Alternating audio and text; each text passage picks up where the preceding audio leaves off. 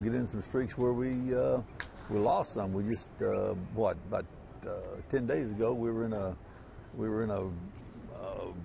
position where we were losing games and we weren't playing good. It seemed like we couldn't do the things right, especially at the end of the game, to win the game. Now all of a sudden, since we come home, it seems like we're playing a lot better.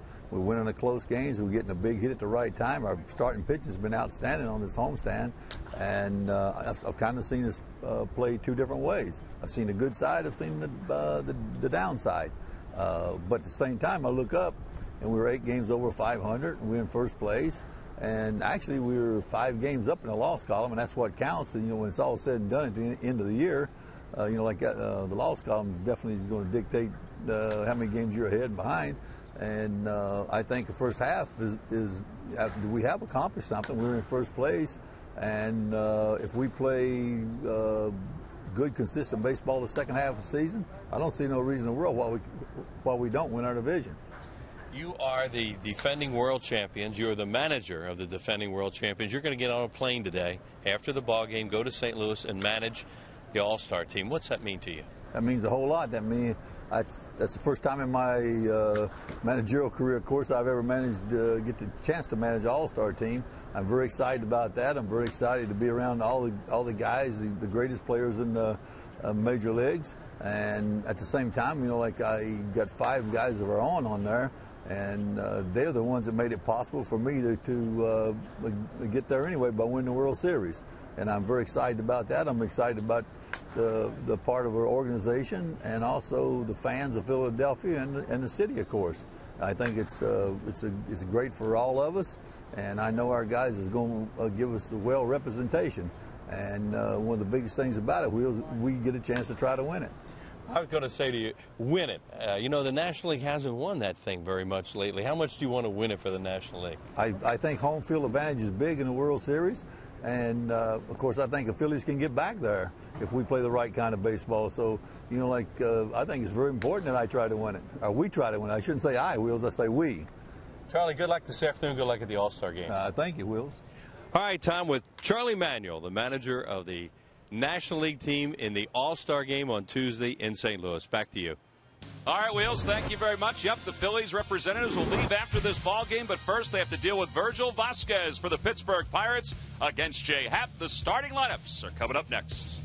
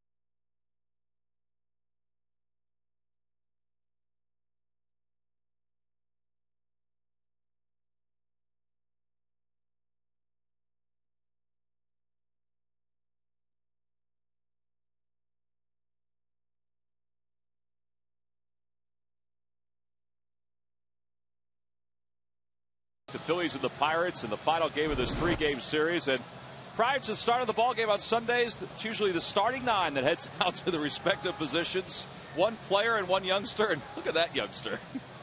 He was in a late innings prevent no doubles defense. He was about as deep as you can get. There he is. And there's Raul heading out to his spot. Look how fired up Raul is. This is great. What a thrill for the kids. They get to go out to the positions, meet the players, get an autograph, and Raul gives them a hug. Raul was a little tardy because he was presented with his all-star jersey before the start of the ball game. And we are underway here in South Philadelphia. And the count is no balls and 1 strike to Andrew McCutchen. McCutchen is 2 for 7 in this series with a couple RBIs. Hit a home run in last night's ball game. Facing left-hander Jay Happ on this Sunday afternoon. And that's a good pitch, and it's no balls and 2 strikes. And Wheels Happ has done a good job this year for the Phillies. He sure has, especially since he's going in the starting rotation. Tom, look at his record. His numbers are good. Maybe too many walks and strikeouts, but other than that, he's pitched very, very well. Left-hander sitting just 217 against him, and he gets a strikeout to start this ball game. And McCutchen keeps looking at Ted Barrett like, didn't I foul that? I thought he did too. Barrett saying, no, you didn't, son. Well, here is the Pirates lineup beyond McCutchen.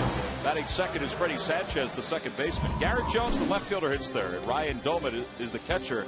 He bats cleanup. Delwyn Young, the right fielder, hits fifth. Adam LaRoche, the first baseman, bats sixth. Andy LaRoche is over at third base, hitting seventh. Jack Wilson bats eighth. He's at shortstop, and Virgil Vasquez, the pitcher today, and he bats ninth. So 1 away. Here is Freddie Sanchez. And the count, no balls and 1 strike to him. He's pumping strikes. 4 pitches, 4 strikes. Sanchez hitting .314 with 6 homers and 33 RBIs. He is 2 for 8 in this series. What a series this has been for the Phillies. What a 9th inning last night was for the Phillies. Well, that was just, you know, when those thunderstorms followed, it was appropriate after that 9th inning. Phillies were down 7-3 in that inning. Stairs homered, and then Ryan Howard's home run. I mean, how clutch was that? And there was 1 out too, because there's Ryan, snow cone style over at first base, 2 away. Victorino hit a long drive. It looked like it was going to be a home run, and well, anyway, it was just a great inning. Here's the scouting report from Southwest Airlines on Jay. See his fastball there. He's really working in his changeup, his cutter, his curveball, and the confidence level is way up for him right now. And you know, that is really the most important thing for a young pitcher. Number 1, talent. Second, you got to believe in yourself, and he's starting to do that. He appears to anyway.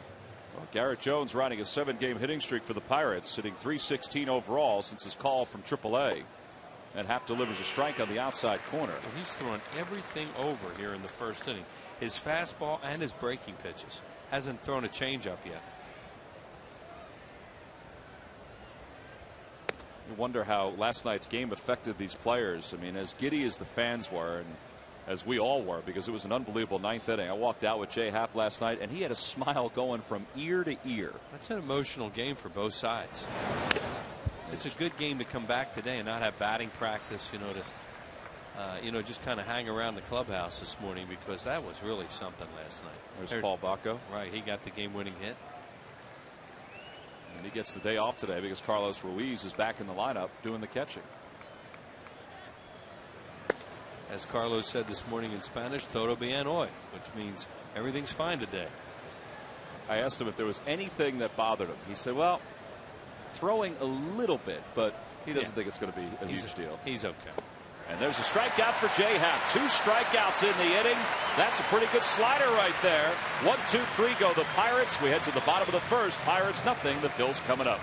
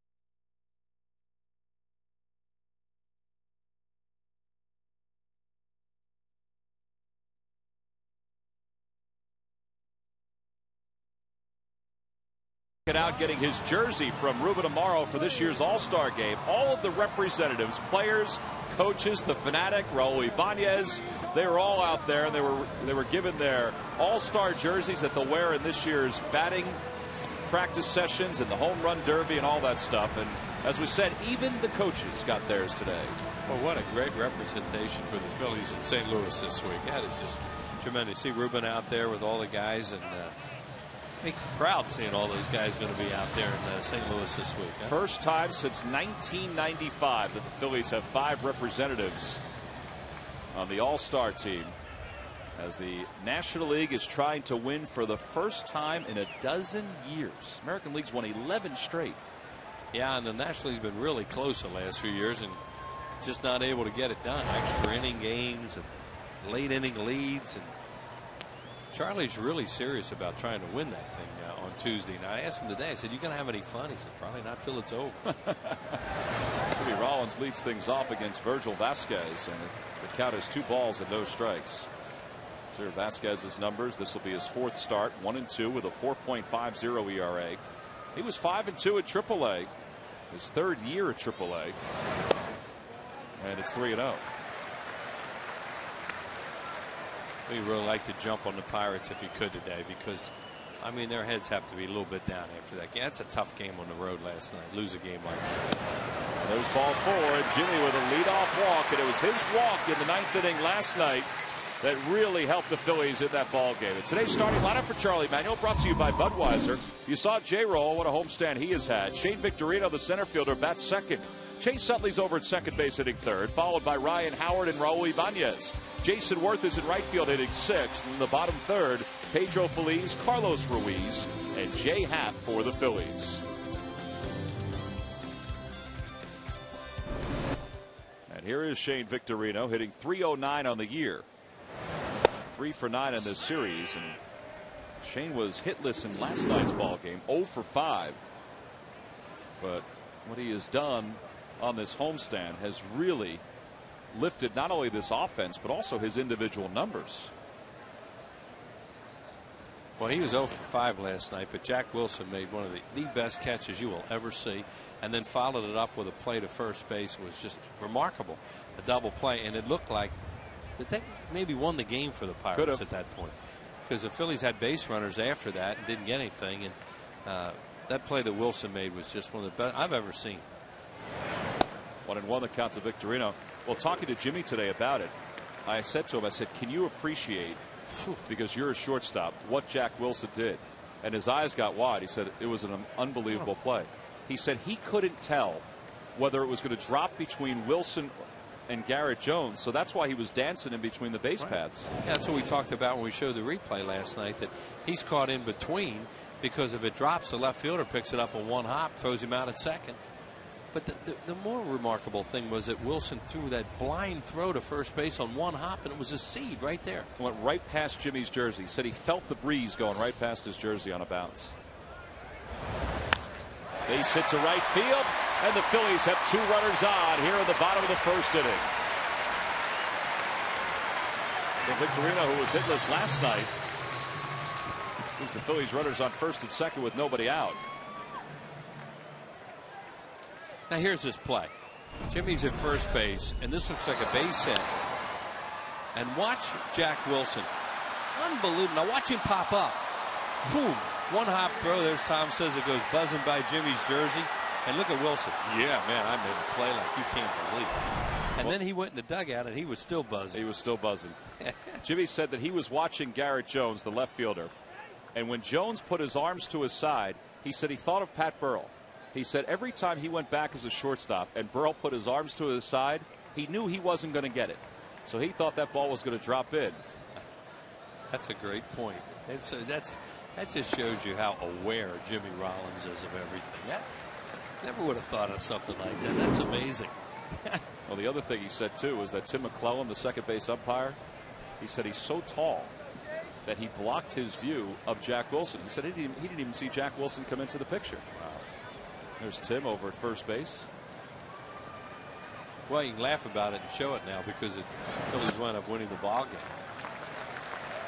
2-0 the count to Chase Utley, and Vasquez is having trouble with his control here in the first inning. Chase overall with a .310 batting average with 20 home runs and 61 RBIs. Here's the scouting report on him. Virgil Vasquez, just his 6th major league start. Fastball, we haven't seen 91 yet. He's been in the low 80 or the high 80s so far. Curveball, change, cutter. These are the reports on him, and you know he hasn't pitched a whole lot in the major leagues, as you see there. Made his major league debut a couple years ago with the Detroit Tigers. He was with their organization up until the end of last year. He pitched at Toledo all last year at AAA. And there's a strike at the knees. Or at Indianapolis for the Pirates this year, and at Toledo last year for the Tigers. 12-12 with the Tiger organization last year. Yeah, back-to-back 12-win seasons at AAA. And he was on somewhat of a roller coaster during the offseason. Yeah, that guy got put on waivers a few times.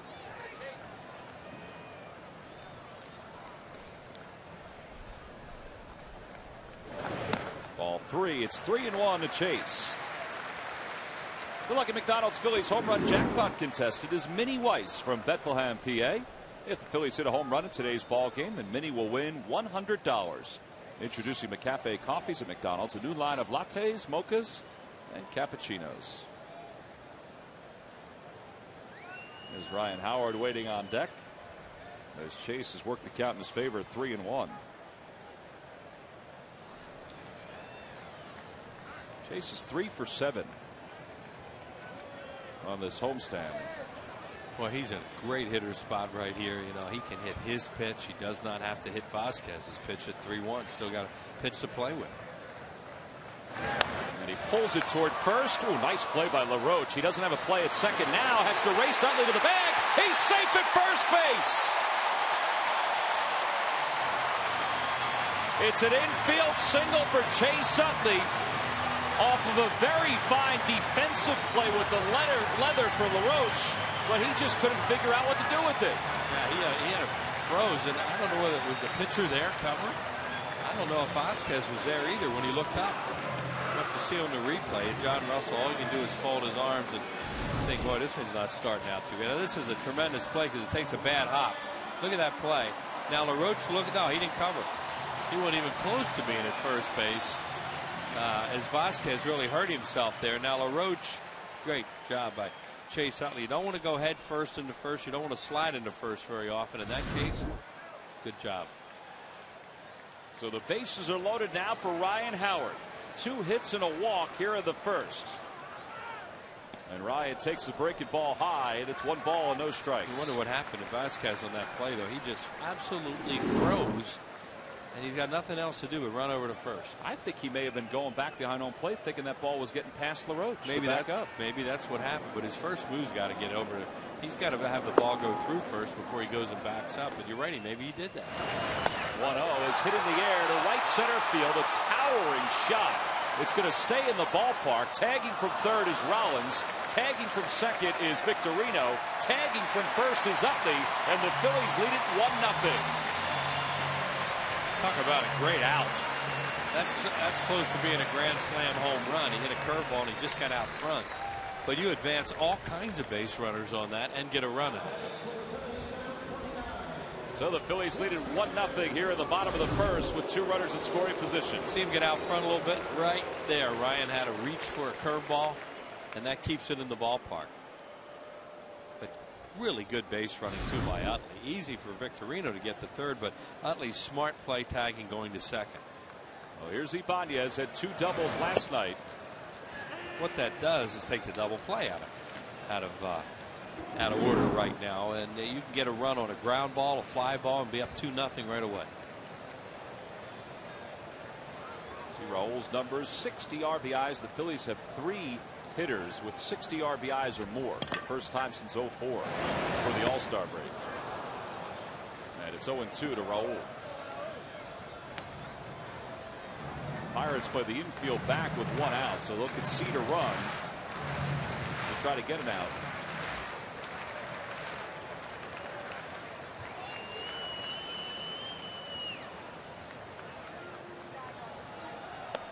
And a call, strike 3. That doesn't happen often. Pretty good breaking ball, looked like it. The Binders evidently didn't think it was a strike. No, it was a fastball. Had some movement. It must have tailed back.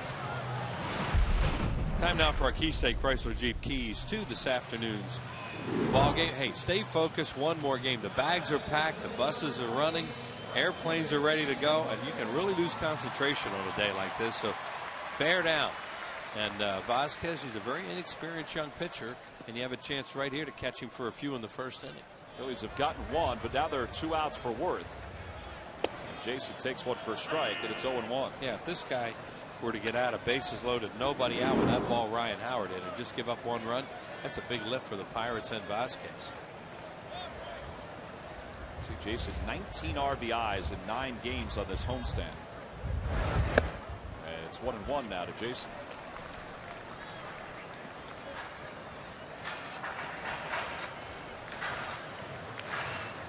Worth is 1 for 6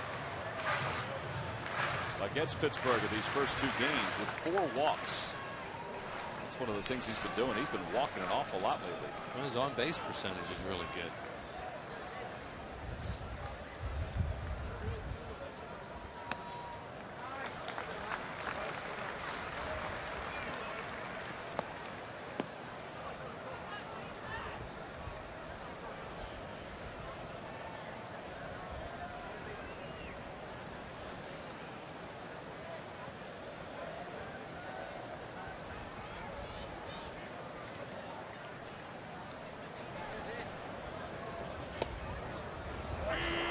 Vasquez has found the inside corner of these last few hitters. Ball's running and running enough to cause enough deception for these batters. So 2-2 the count.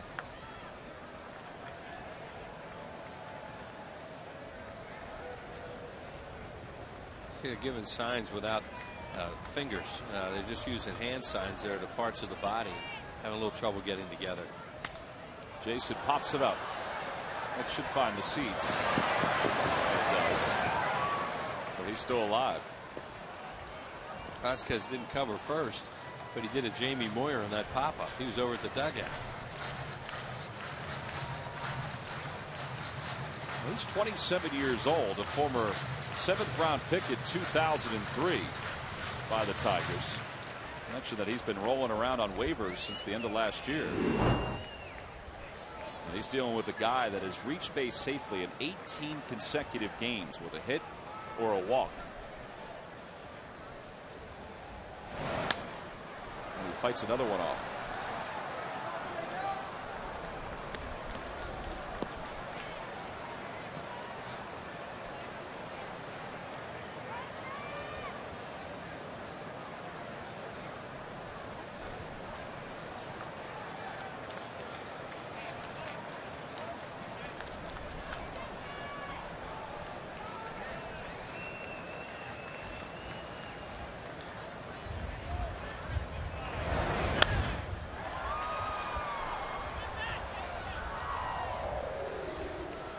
Talking to some of the players about their ticket requests for this year's All-Star game. Ryan Howard has a boatload. Shane Victorino was saying that Ryan's total was up to 18 or 19 because he's playing that game in his hometown of St. Louis. I said to Shane, well Jason's got to have a lot. And he said, Jason wasn't too bad. Shane said that he's got a few of his family members coming over, but Ryan's going to have a lot of folks there for that home run derby and also for the game itself, being in his backyard. 3-2. Yeah, it's nice for Jason Worth too, because he's from Illinois, and St. Louis obviously backs right up to Illinois, kind of like Pennsylvania, New Jersey. There's Pedro waiting on deck. Missouri and Illinois so close together, separated by the mighty Mississippi. Well, it's fun for both those guys, kind of like a homecoming to go to St. Louis and be in the All-Star game. In fact, Ryan's going to have his high school summer league coach throw to him during the home run derby. He's really making him work. He doesn't have a real pitch to put you away, it looks like. Whatever he did to Ibanez, he really surprised him, throws him on it. But everything he throws up there is a pitch you look like you can make contact and foul off. Now, he may not get a hit, he may pop it up, ground it out, but he does not look like a real strikeout pitcher, as you get ready to say strike three, of course. Well, this is the 10th pitch of the at-bat for Jason, so he's seen a whole host of pitches. Once you set it up that way, it's almost a given. But you know what I mean? You know, it looks like hitters can almost look for stuff from him and protect on other stuff.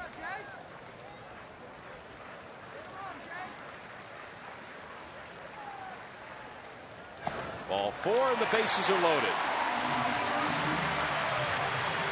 He's varied his fastball today in this first inning. 91, 90. That one was at 87 miles per hour. So the bases are loaded. And how about this homestand for the Phillies? They've averaged nearly 7 runs per game. They've hit over 300 during the homestand. Yeah, they had one tough loss, of course. And last night, you know, you can say, well, you should be 9-0. Well, you should have lost that game last night. So sometimes they even out. Not all the time, but in that case, probably did.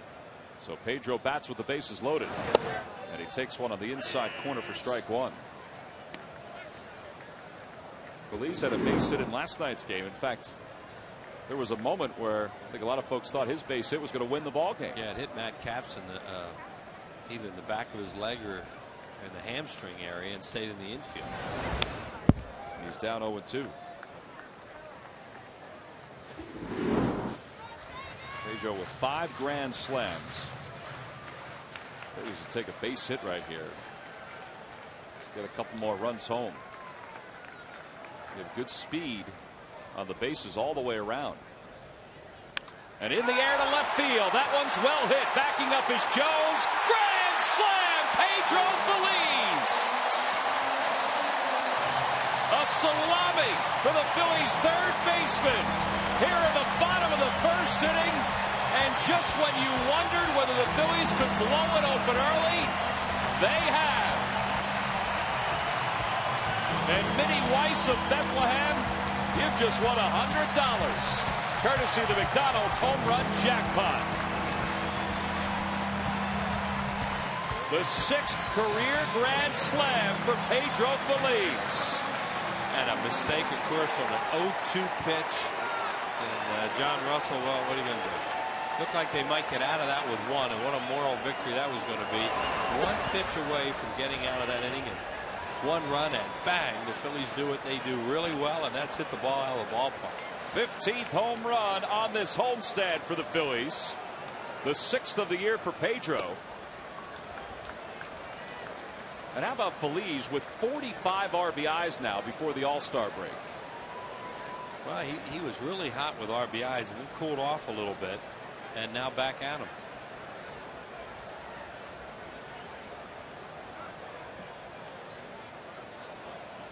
What a 2-strike pitch, huh? Wow. Right down the middle. Well, we talked about Vasquez, and you know, he can do is go on your observations of a guy that you haven't seen before, and he just doesn't have anything that can put a hitter away, even with 2 strikes. Well, 2-2 the count now to Carlos, who's hitting .239 with 3 homers and 18 RBIs.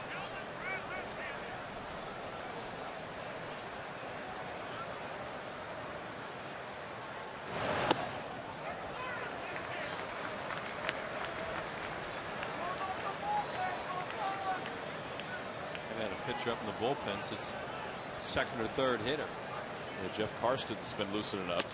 Pedro hits it in the air to left field. Jones spins around, gets his bearing straight, and he puts it away. But what a first inning it was for the Phillies. You know, all day long we'll be looking at some magical moments from this first half. Well, guess what? We've got another one. Pedro Feliz's grand slam has given the Phillies a 5-0 lead.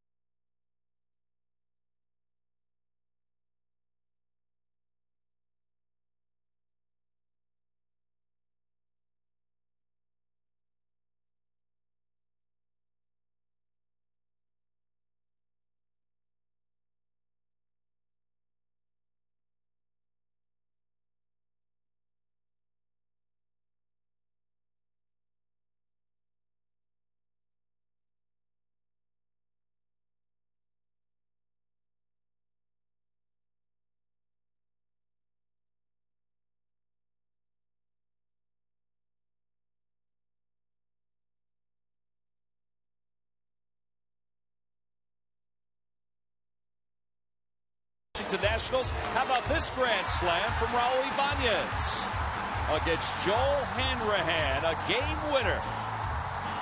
And at that point, the fans loved him anyway, but they really loved him after that one. And Hanrahan now pitching for these Pittsburgh Pirates. He's in their bullpen. It's amazing. 7 grand slam home runs before the All-Star break. Ryan Howard has 3 of them. Here's Ryan Domit, and the count is 1 ball and 1 strike to him. This is kind of similar to Jay Happ's start against the Blue Jays a few weeks ago, where he got an early lead and then he just could really start firing strikes. I mean, he did that anyway in the first inning. Yeah, and they haven't been scoring a whole lot of runs for him in his last few starts, other than that one up in Toronto. So this has to feel good for him. And he was really sharp in the first inning with all his pitches. On the Toyota Major League scoreboard, the Mets have taken a 3-0 lead over the Reds. That game's in the bottom of the 3rd. David Wright has a double, an RBI, and a run scored. Phillies have a 4-game lead in the division going into play today. 6 in the loss column. That was the thing that Charlie talked about not only yesterday but also today, that his team is up 4 in the division, but the 6 in the loss column is a big deal. 7 of the Mets. Oh yeah, you always look at the loss column in baseball, and that's huge when you look at right in that area. Well, the reason you look at the loss column, of course, is because those games those teams have lost. You still have games that you can play that you can win, and when the loss column starts to pile up on your side, it's really a positive. That's a long way to go. Fly ball to left field. Ibanez into the alley, and he makes the grab. It turned out to be a little tougher as it was going into the alley, and Ibanez first thought, but he's running around there like a kid who's running around in his backyard right now. Well, Phillies Fantasy Camp, the opportunity will take place January 20th to the 24th, 2010 in Clearwater, Florida. Now, you must be 30 years old or older, and it's a chance of a lifetime. Call 610-520-3400. Former Phils like Mitch Williams, John Kruk, Greg Luzinski, Larry Anderson will all be there. You get a game at the Carpenter Complex, or excuse me, at Bright House Networks Field. It's a great opportunity. Again, 610-520-3400. Delwyn Young is the batter. The count 0-1 to him.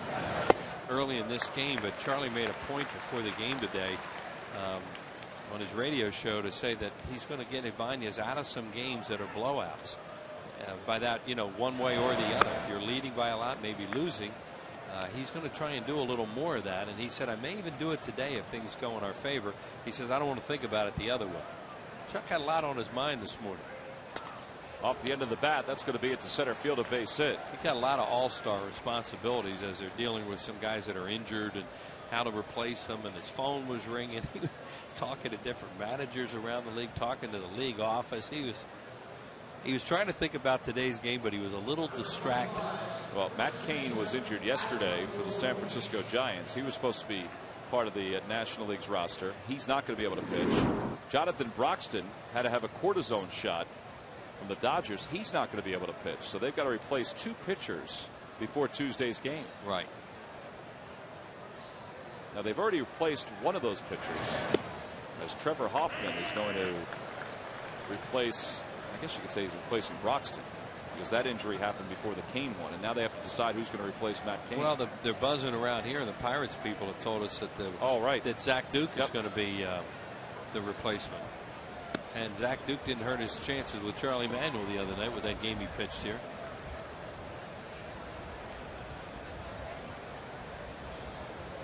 We're told that it has just moments ago been announced that Zach Duke will replace Matt Cain.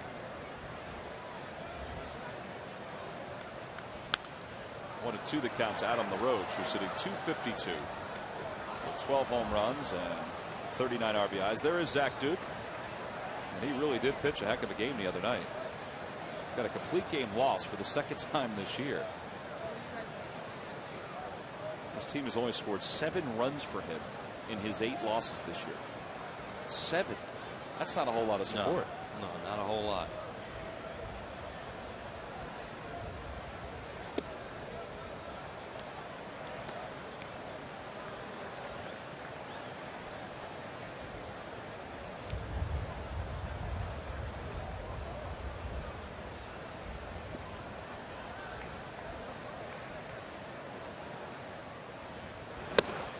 swing and a miss, and LaRoche is down on strikes. Out number 2, strikeout number 3 for Jay Happ. That's a good fastball. You know, he doesn't have a high velocity fastball, but he hides the ball a little bit, and when he has it down like that one, he can strike some hitters out on fastballs. So from one LaRoche to the other, here's Andy LaRoche, a 272 hitter. Andy has 3 hits in this series. His brother Adam has been held hitless now in 9 at-bats this series. And the count 0-1.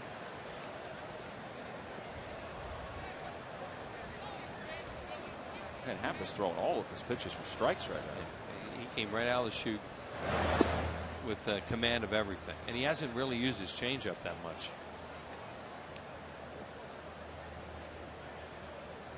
Throws that kind of slider cutter, which is really good to right-handed batters, and he's got an improving curveball.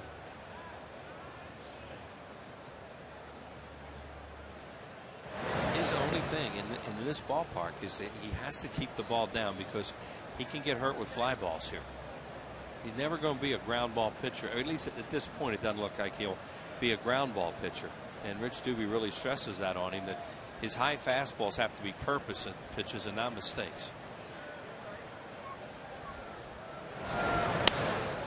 There's a fly ball to left, not deep. Ibanez on the run over toward the line, and the inning is over. So he got LaRoche out in front just a little bit on that one, and it was enough to retire him for the final out. Pirates strand 1. We played 1.5. Phillies up by 5.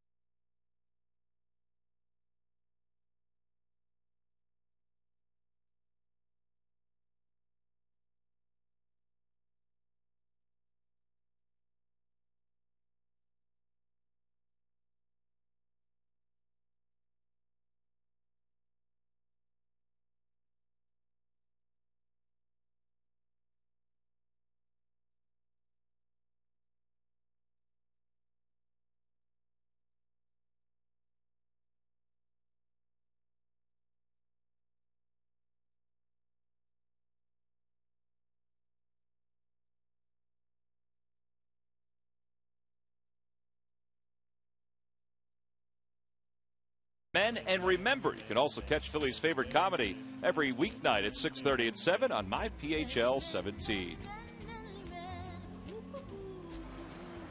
Last of the second, Jay Happ was the only batter who didn't hit in the bottom of the first inning. So he'll lead things off. Jay has 1 hit in 17 at-bats this year. Just watching him at the plate, I mean, he has an idea of what he's supposed to do up there.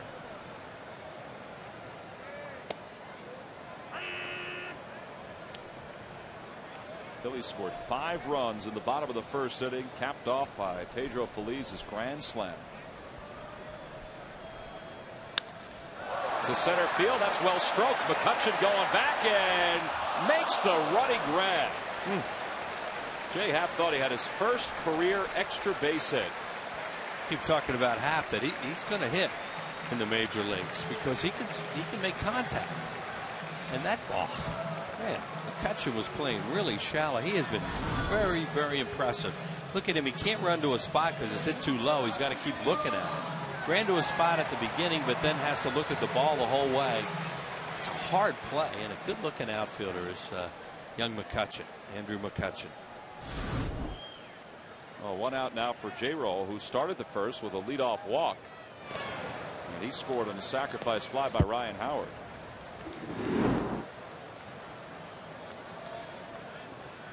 That run scored for Jimmy, his 51st of the year. He's starting to climb.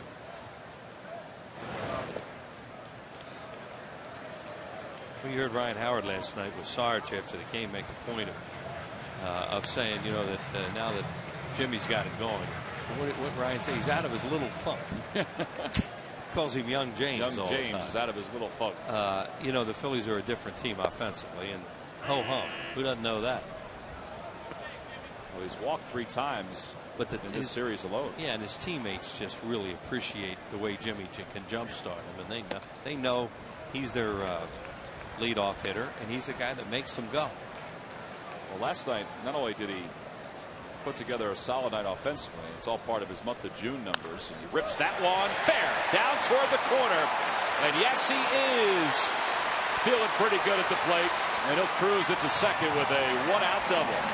21st double of the year. I was about to say last night he put together some very good at-bats, had a solid night, but he also started stealing some bases. In fact, he stole 3, and it was nice to see him run. Well, once he gets into the flow of things, gets on base, he's going to steal. Davey Lopes, as you see him taking the guard there. Here it is, a fastball, and he hits it down the line. Easily a fair ball and extra bases. And Jimmy has a play there behind him, stops at second. Davey Lopes was talking about the guys that he has at first that steal bases, and he says, you know, Jimmy just hasn't been in the field of being on base to steal bases, and he wasn't comfortable. He says now that he's getting on base again, he wants to run. Well, he's in scoring position now for Victorino, who singled his only time up. He scored on the grand slam by Feliz.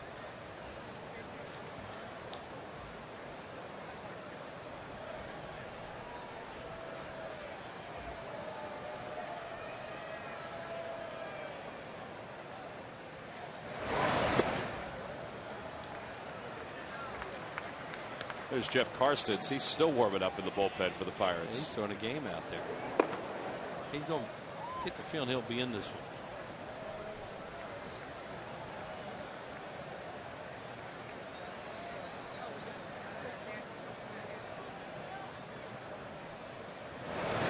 Jimmy had a good sized lead off second base, and Wilson was trying to keep him close. So Davey Lopes talks about all the time with guys on second that are going to steal third to do it smooth. Don't be jumping around out there and distracting the hitter, you know, like everything choppy. He's a proponent of everything is in one motion out there, nice and smooth. Nobody even notices you. He says then it doesn't bother the hitter. Take it all the way, ball 4. Well, Victorino has also been into the Grand Slam Cadillac this year down in Florida. How about this one? This is a heck of a come from behind victory for the Phillies, too. Yeah, that was a big 9th inning off Lindstrom. They looked like they were dead in the water in that ball game, and then had the big 9th inning, won 7-3, and Victorino capped it off with the slam off Lindstrom. Yeah, the Phillies were down 3-0 in that ball game, and well, Virgil Vasquez's day is done. He's been lifted here in the second with 2 runners on. Jeff Karstens is the new pitcher.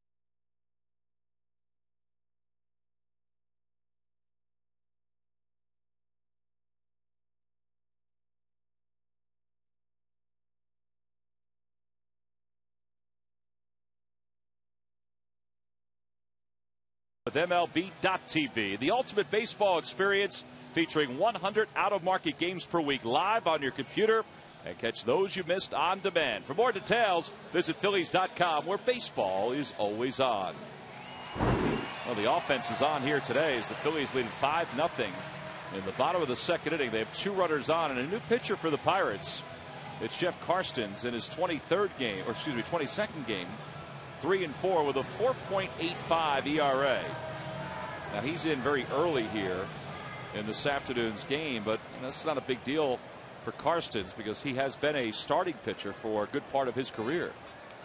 They acquired him last year from the Yankees, and today's starter, Virgil Vasquez, is charged with 4 hits and 3 walks and 5 runs so far, an inning and a third. Yeah, he just was not sharp at all today. It was Vasquez, and a lot of pitches in the middle of the plate, behind in the count, and John Russell finally figured it's just not his day. Let's go somewhere else. Chase Utley reached on an infield single his first time up. That was a big play in that first inning, because it could have been an out, but instead Adam LaRoche, who made a nice play, had nowhere really to go, and Utley beat him to the first base bag. Yeah, Vasquez didn't cover first. As you said, maybe he was thinking about backing up the plate. 0-1, hit in the air to left. Not deep, slicing away from Jones. And Chase is retired.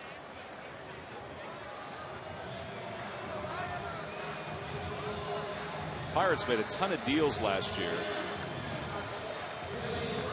Jason Bay going to the Red Sox, Xavier Nady going to the Yankees, and they got just a boatload of players in those deals. Yeah, and that was the idea. And one of those guys was Jeff Karstens, and John Russell has been able to use Karstens. He's got Andy LaRoche in a deal, Brandon Moss, who played right field earlier in this series, and the list goes on and on. Here's Ryan Howard.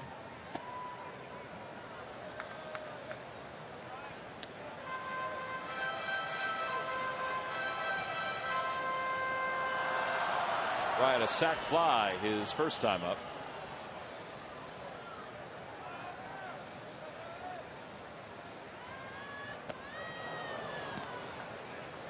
Carson's evidently fastball, curveball, slider, changeup, and that was a curveball.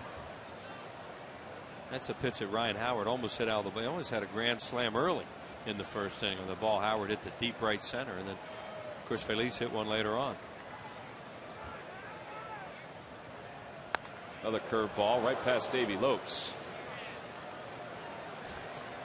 and it's 1-2. Well, it's time to take a look at our Firestone leaders. And Ryan Howard with 197 home runs since 2005. That's 6 more than Albert Pujols, 8 more than Alex Rodriguez. Firestone, a tradition of innovation.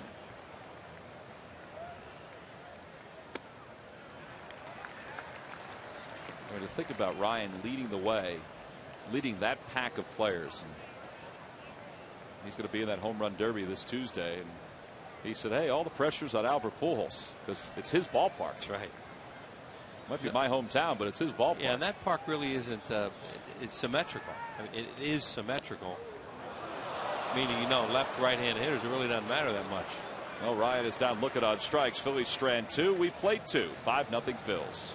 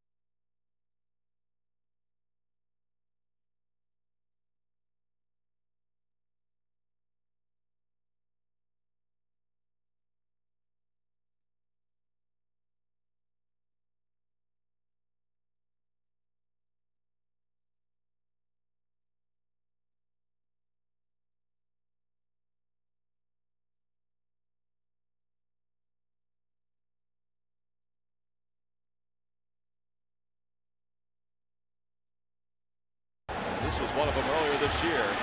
That was a grand slam, and his family, well, they loved it. Well, it's a good home run hitter's ballpark, and it's fair. As I said, the dimensions around are pretty symmetrical, so it's not like you look at a ballpark and say, well, a left-handed hitter has a better chance in a home run hitting count, or a right-handed hitter like at Fenway. Not like that there. No, we start the top of the third. Jay Happ still working with a 5-0 lead, and here's Jack Wilson. Phillies are sneaking up on their club record now on grand slams.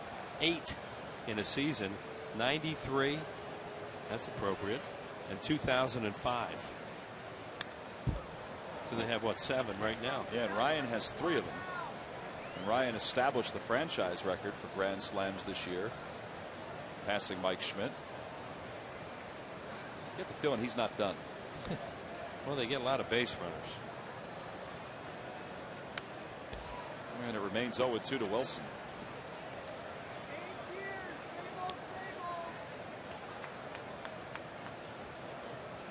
Most grand slams in a season, of course, for the Phillies are 4 by Vince DiMaggio in 45. Well, that's another thing that could come into play.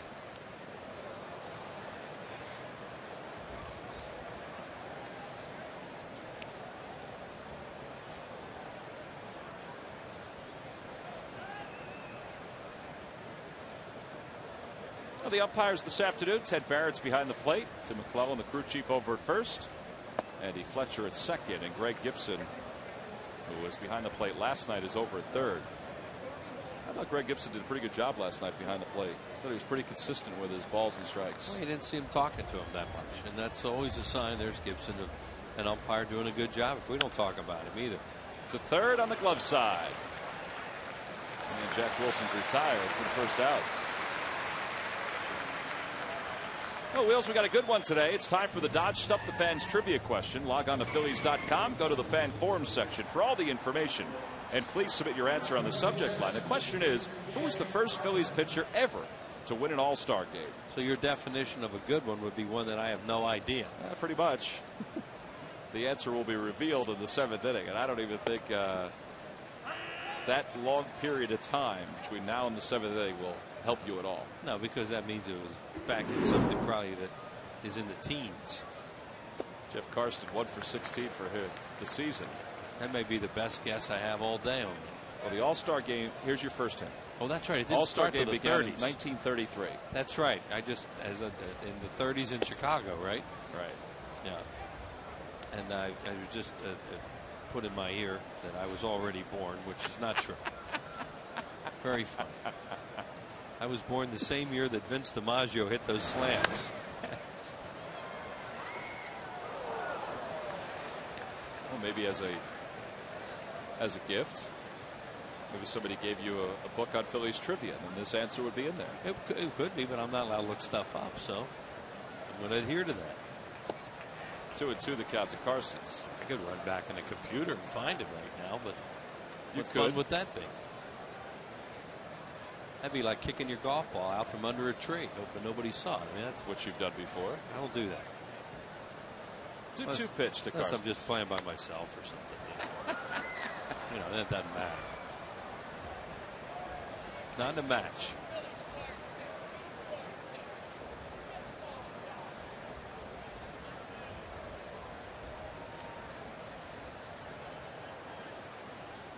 Ooh.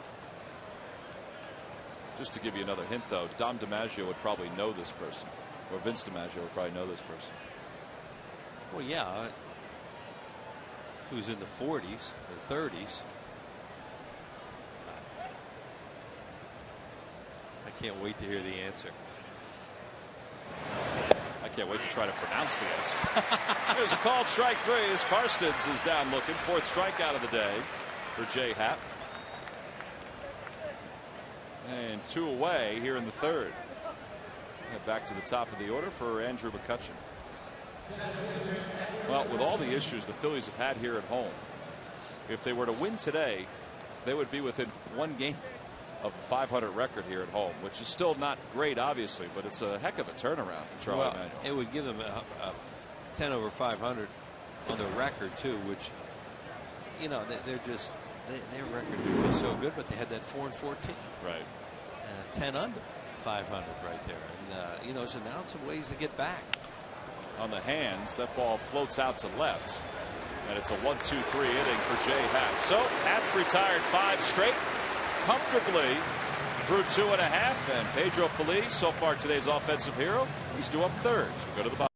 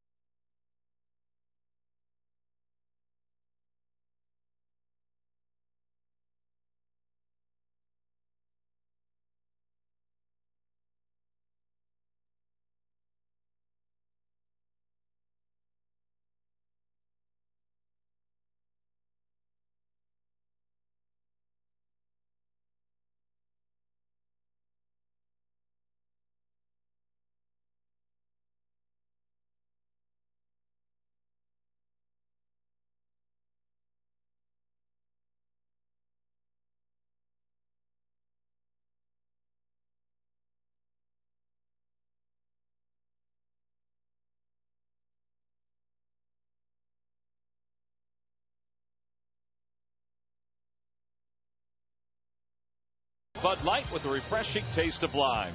By W.B. Mason. Who but W.B. Mason for amazingly low office product prices. And by your local Chevy dealers.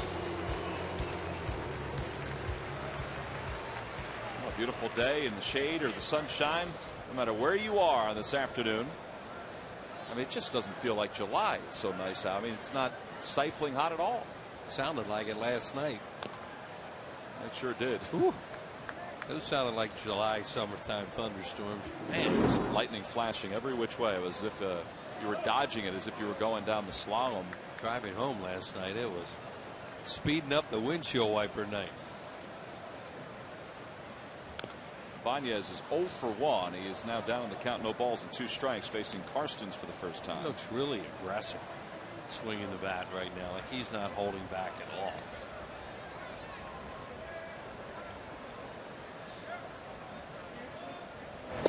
Nice to see him in that lineup. Whew. And he really contributed last night. Those 2 doubles. In fact, the second double happened right after Ryan Howard hit the home run. People were still standing. Yeah. He's down on strikes for the second time. The thing about it, I think everybody was waiting for Ryan to give a curtain call. Yeah. I don't think anybody was even looking down on the field. No, the next thing you know, the ball's taking one hop into the bushes out there in center field off that Ibanez's bat, and that's when you started to think they may just win this game.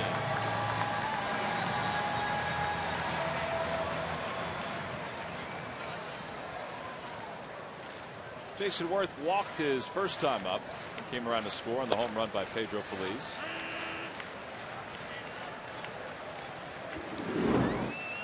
That run for Jason was his 60th run scored this season. Pretty good curveball. Well, this guy works fast too.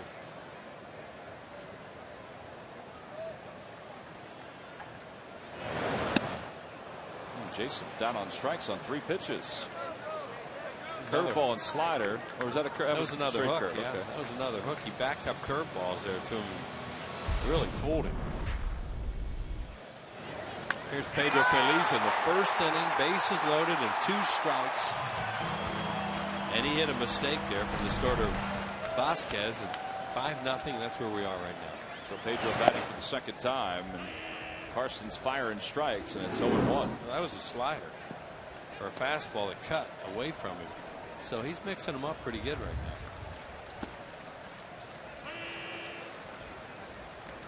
0-2 the count. Wheels as you go off to the fourth inning. We want to give you one more hint for the trivia question. Well, we're not going to really be able to. Come on, let's go. All right, 1946. Our contestant led the league in saves. He had 6. All right. We go to the fourth. The Phillies.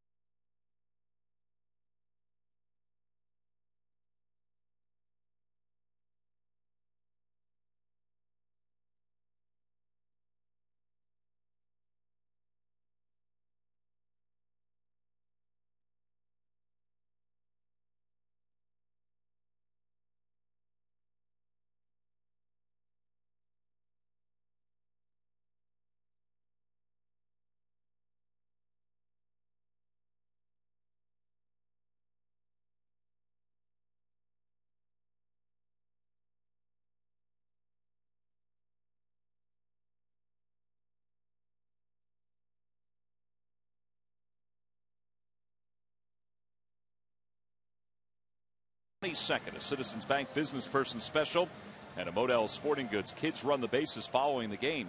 You can order your tickets now by logging on to Phillies.com. Top of the fourth inning, Phillies lead at 5-0. Freddie Sanchez starts things off for the Pirates against Jay Happ.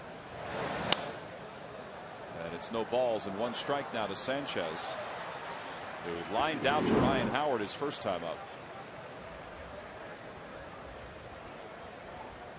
Sanchez will be going to the All-Star game on Tuesday along with his teammate Zach Duke. Sanchez was selected by the players and Charlie Manuel and the folks from Major League Baseball. Duke was just added today. Third time that the Pirates have had 2 All-Stars since 1994.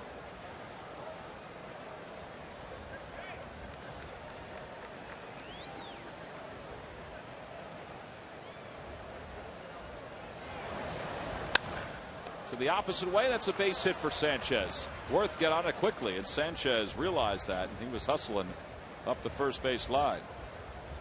Only the second hit allowed by Happ in today's game.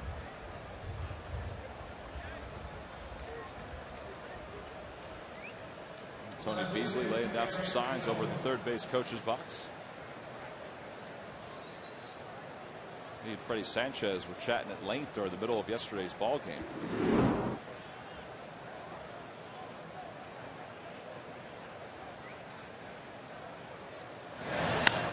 This could be 2. Easy hop for Utley to second for 1.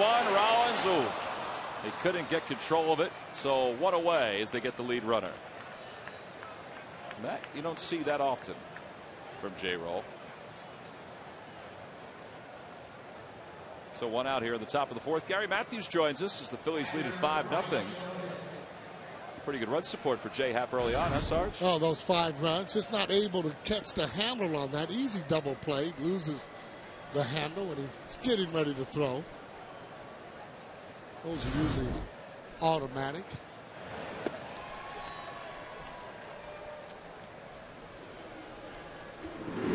Bowman flied out to left his first time up.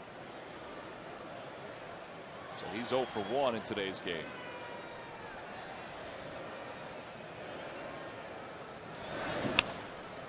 Left side, Pedro's got it. This could be 2. Around the horn they go. A 5-4-3 double play as Ryan Howard held on to the bag. Well, Jay Happ was just itching to get his infielders to turn 2, and he does to finish up the top of the fourth.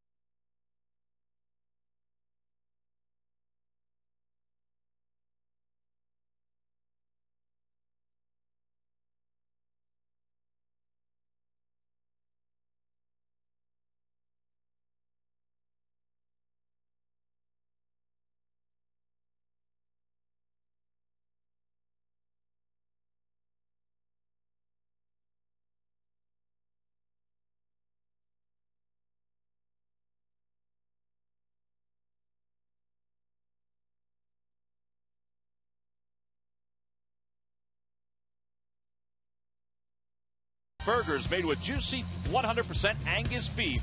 Available with premium toppings in 3 varieties for just $3.99. McDonald's, I'm loving it. By Bud Light, the drinkability of Bud Light with a refreshing taste of lime. And by Southwest Airlines. Southwest Airlines is ready when you are. Go to southwest.com. Grab your bag. It's on. So last of the 4th inning, Phillies lead at 5-0. It'll be 8-9-1 against right-hander Jeff Karstens. Carlos Ruiz flied out to left his first time up. In fact, he finished that first inning. Man, on this homestand, Sarge, the Phillies have really given their starting pitchers comfortable leads early in games. Yeah, it makes them relax a little bit better, and they're able to go out if they make a mistake. So what? Because they have that big lead, and they can be aggressive.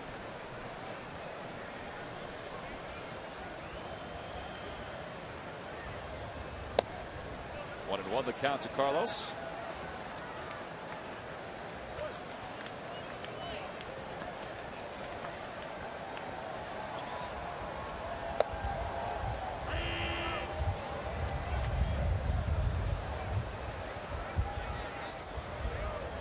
Carlos has not played the last couple of days because of a sore neck, a stiff neck. And he's out in front of that one as he rolls it to Jack Wilson.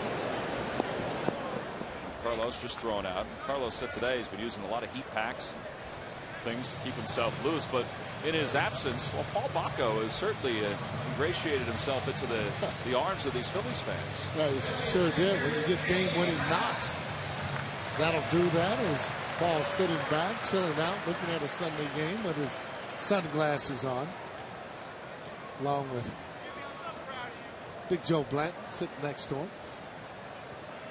Here's Happ, who whacks it to the right side. Sanchez is there. And quickly, there are 2 outs here in the 4th inning.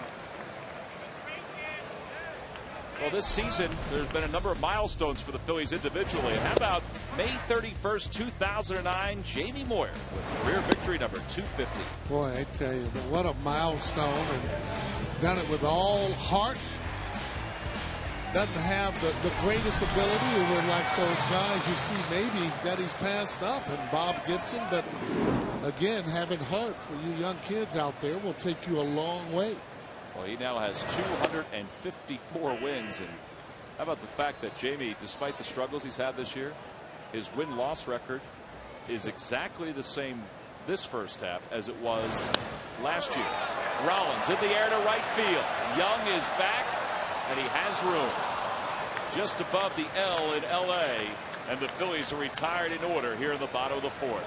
So J-Roll goes down quietly, and the Phils do as well here in the 4th.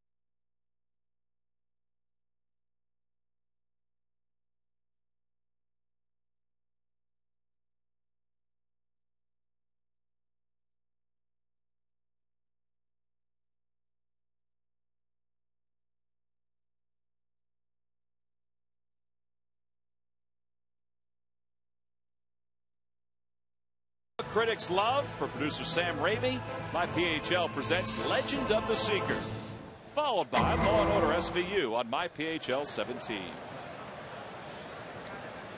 Well, top of the 5th inning here at Citizens Bank Park on a gorgeous day. Delwyn Young leads it off, and he takes a strike. Young singled his only time up, one of 2 hits allowed by Jay Happ. And Jay has been firing strikes this afternoon. When you're playing like this is when you don't want to rest. You don't want any days off, and you don't want that all-star game to come and disrupt what you're feeling and doing. Get hot at home, starting to play well. You'd like for it to go another week or so. Well, I mentioned that the Phillies came into the play today 4 games up over Florida in the National League East, which is an amazing turnaround from 10 days ago. But I was thinking about this, Sarge. If they win today, and let's say worst case scenario, they're 4 games up, you know, then they go into Florida this weekend, and they can really put a stamp on this division this weekend. Well, and again, that's exactly what Florida's thinking. Let's try and stay close to be able to get back into the race. First walk allowed by Jay Happ. And basically, with only 4 games out, you are in the race, and along with Atlanta. Yeah, the Braves are 5 games back. They play Colorado later on today. The Marlins are in Arizona to finish up their series. Josh Johnson's on the hill for the Fish. So nobody out. Here's Adam LaRoche, who struck out his first time up. And Happ a little high with that pitch. Well, Florida's run into some tough pitching and facing here and out in Arizona. Then last night, Garland, who had not won a game in his last 10 starts, ended up picking up a victory.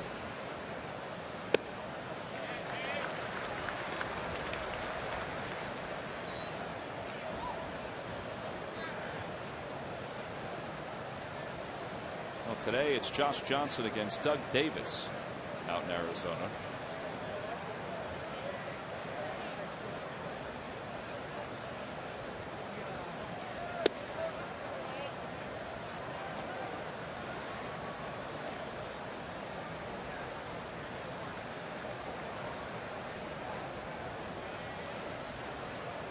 Only 3 base runners today for Jay Happ. That's how good he's been in the strike zone.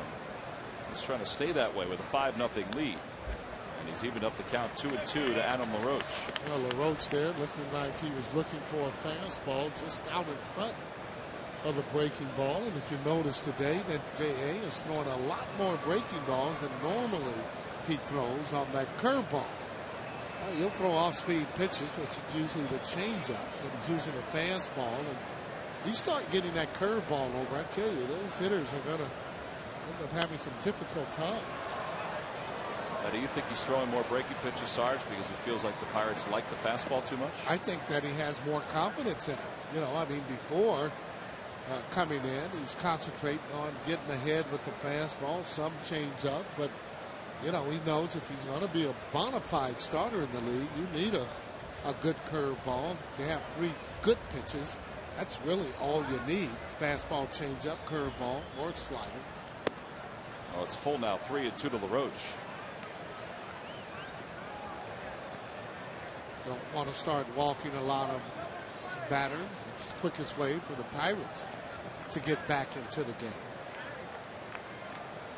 There's Andy LaRoche in the on-deck circle. Ball 4. Back-to-back walks now by Jay Happ. Well, speaking of those Arizona Diamondbacks who we touched on before, they'll be here in Philadelphia Tuesday, August 18th to start a 3-game series. One of the games is already sold out. That's Wednesday the 19th, but there are good seats still available for the 18th at 7:05 and Thursday, August 20th at 7:05. That's Jewish Heritage Celebration and a Fanatic Value date. You can order your tickets now by logging on to Phillies.com. Well, for the first time today, the Pirates have 2 runners on base.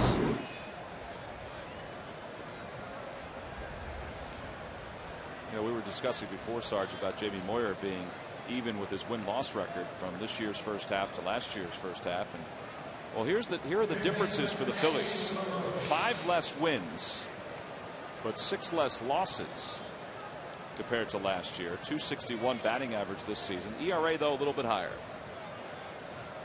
They collectively, though, as a group, been able to really get on that tight road. It was down maybe leading the league by 1 game and then come roaring back. Kind of makes up for what they did on the road and playing the way they have at home here so far.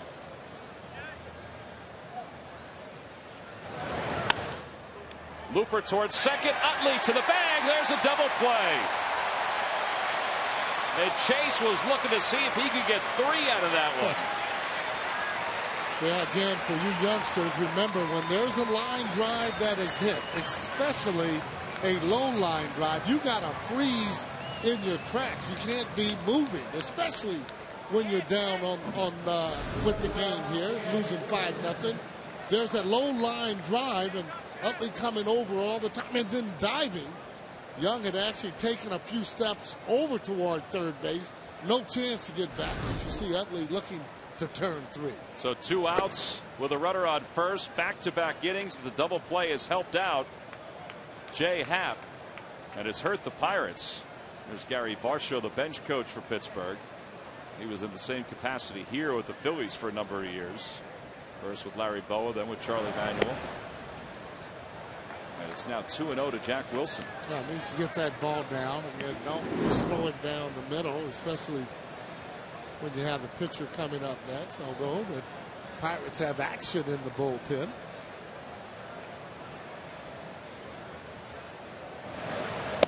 There's a strike, and it's 2-1. Brandon Moss in the on-deck circle. They have Evan Meek loosening up in the pen for Pittsburgh.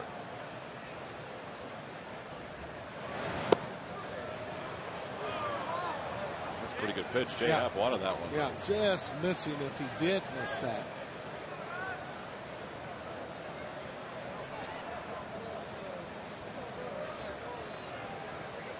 LaRoche doesn't really have wheels. He leads off first. And a pop-up, third base side. Feliz over. Does he have room? Nope, he runs out of room.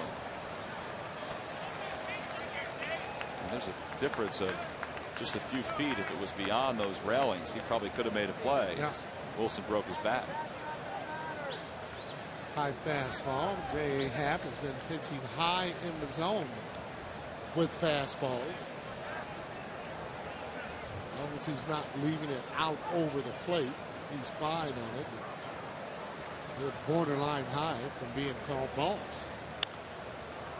Almost the same pitch this time, though. It stays in fair territory, and Happ works out of it here in the 5th inning. Back-to-back walks to start the inning, a double play and a pop-out. We've played 4 1/2, and the Phillies still leading at 5-0.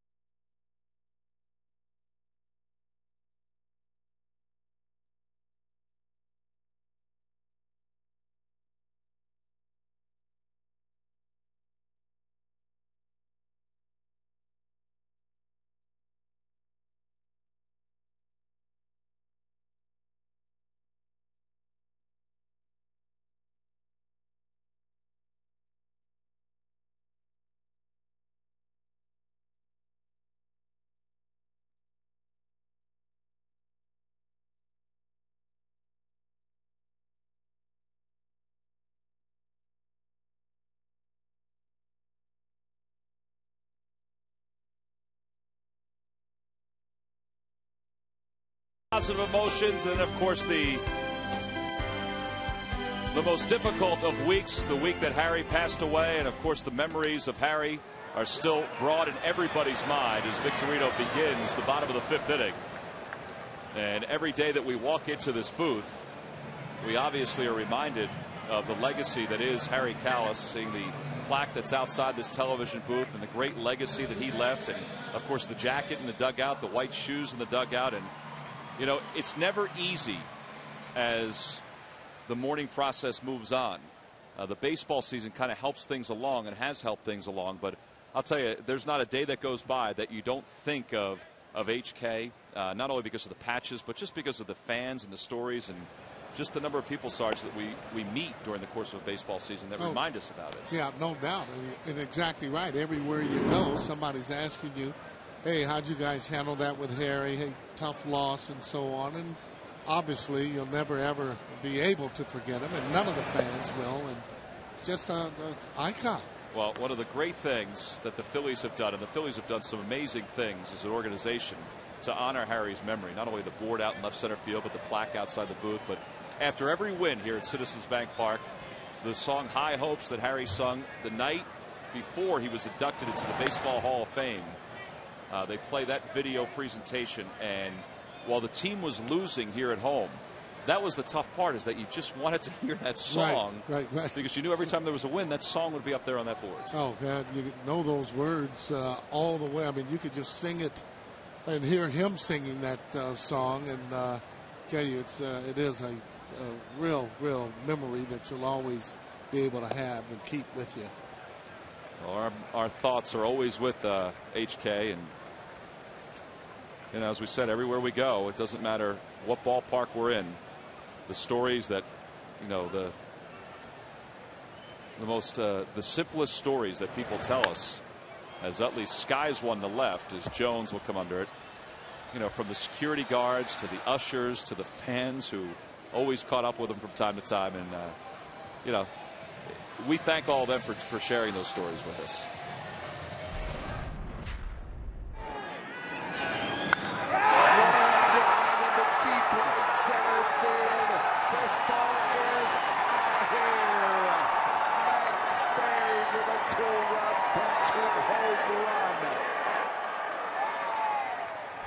Well, the day before he passed, that's the final game-winning home run that Harry called, and he still sounded great. Oh, man, he still sounded great making that call. And Matt Stairs signed that baseball that he hit out of Coors Field, and it's all part of a display if you ever get here to the ballpark at the Hall of Fame Club behind the press level here. It's got a bunch of memorabilia from Harry's life, and includes the score sheet from that day and the baseball that Matt hit and a pair of Harry's reading glasses as well. And I'll tell you, he still sounded great on that call. Man. What a great home run call. And not only a fan favorite, but a player's favorite. Well, there's ball 4 for Ryan Howard. Well, he's aboard with 2 outs. So 2 away. Raul Ibanez is now the batter. He has struck out twice today. Once against Karstens and once against Vasquez, the starting pitcher. This Carson, he's come in and kind of settled some things down for them. Well, he is not allowed a base hit. He's retired. He had retired everybody he had faced before the walk to Ryan Howard. And he's going to retire Raul Ibanez on that grounder right to LaRoche at first base. And the inning is over. Phillies strand 1. We've played 5. And it's still a 5-0 lead.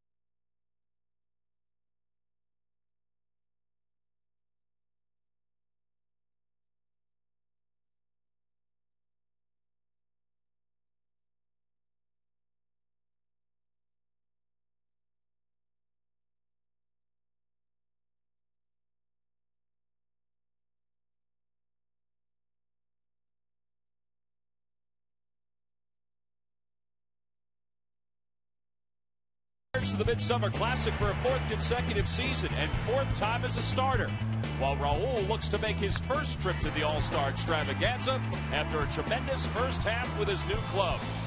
Ryan Howard returns for the Home Run Derby and his second All-Star appearance, and he will do it in his own backyard. And thanks to all the fans from Malvern to Maui, the Flying Hawaiian was double-clicked into the 33rd and final spot on the NL roster. Worth watching? Oh, yes, it will be, because Jason Worth has been added to the roster as well as an injury replacement. The gateway to the West is chock full of Phillies, and it is brought to you by Independence Blue Cross. We're here for you every step of the way. Luis Cruz will lead it off here at the top of the 6th inning for Pittsburgh. He is pinch hitting for Jeff Karstens, who really did do a very good job for the Pirates on a relief of Virgil Vasquez. And Cruz pops it up right side. Ryan Howard and Chase Utley having a conversation as Howard makes that grab. One away. There's Evan Meek in the bullpen for Pittsburgh.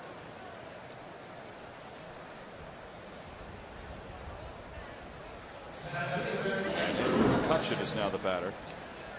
Well, this guy's got some serious speed as he ran down Jay Happ's ball. Thought that ball was well over his head.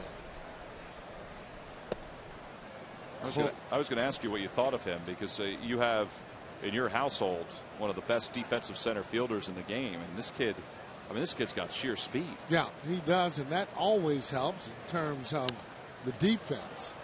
You know, you got to see him a little longer to be able to judge and say whether or not he's in this class or that class. But the one thing you can't teach is speed, and he actually outran that ball, which was almost just like a line drive.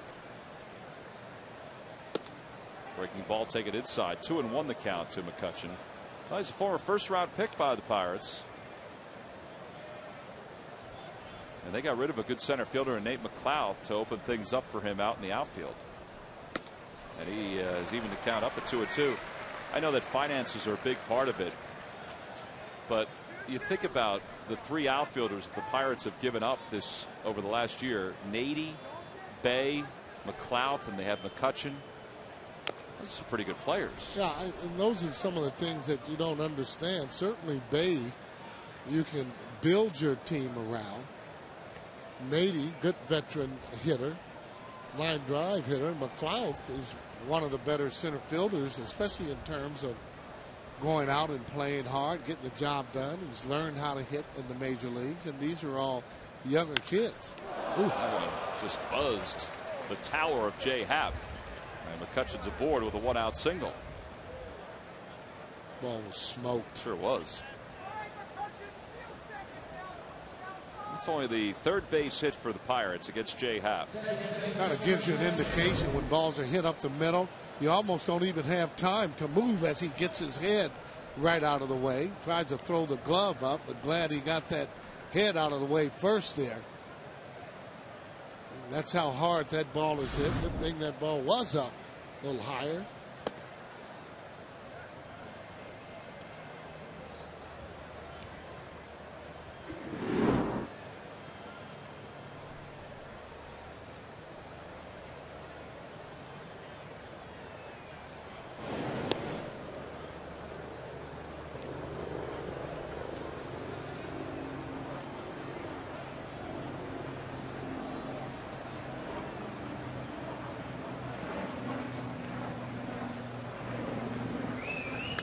Line drive down the left field line. That's in for a base hit. Heading to the corner. McCutchen can fly. Ibanez will pull it out of the corner, and McCutchen's going to score.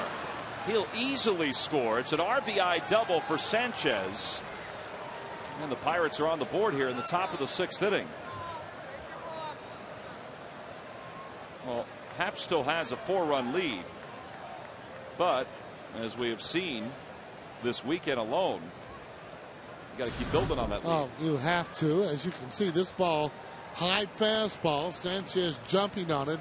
Hit it right in the right spot for McCutchen actually to be able to score. That ball hugging the left field line. You can see Chad Ho Park getting up, doing a little bit of stretching.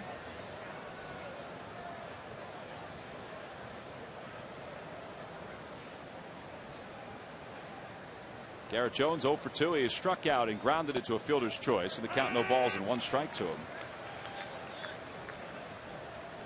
Phillies scored 5 in the first, and they've been held quiet pretty much since then offensively. And Happ has done his job. He's thrown strikes for a good portion of this day.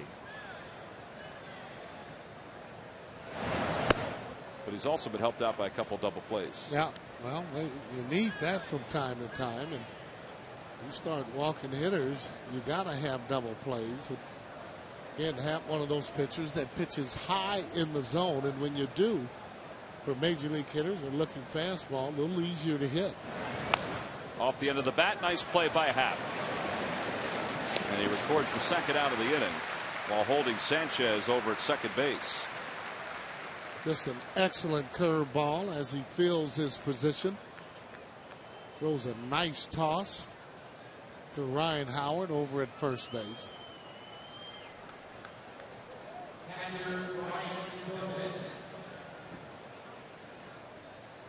Two outs for Ryan Domit. Domit's 0 for 2. He's flat out to left. He's also grounded into a double play. Now Domit, one of those fastball hitting catchers.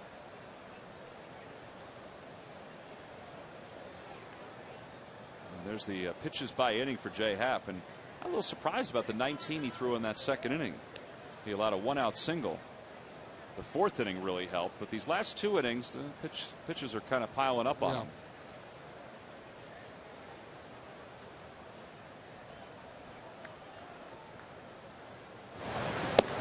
And that's it for a strike. Good location. Again, we talked about Doman being a fastball hitter. He starts him off with a changeup on the outside part of the plate and down.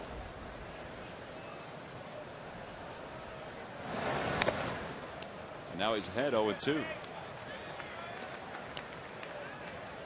figure with the break coming up, 3-day break, the Phillies have a workout scheduled for Wednesday here at the park before they head to Florida. But they could use just about anybody out of that bullpen. The bullpen has not been overworked, and plus with the 3 days off, they can afford to get some guys into this game.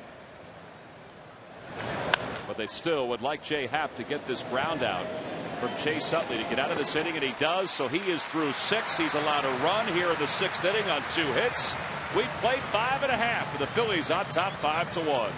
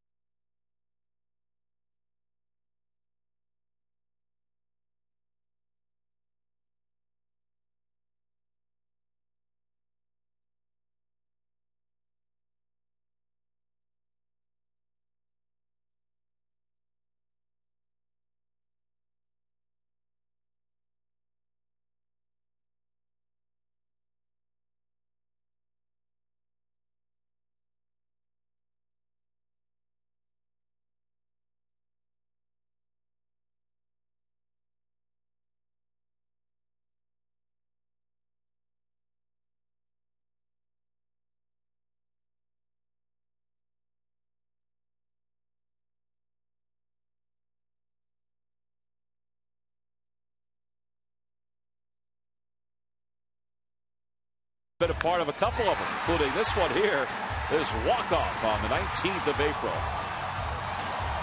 A lot of clutch hitting that Ibanez was doing before he ended up getting hurt. It's going to take him a little time to get that timing back.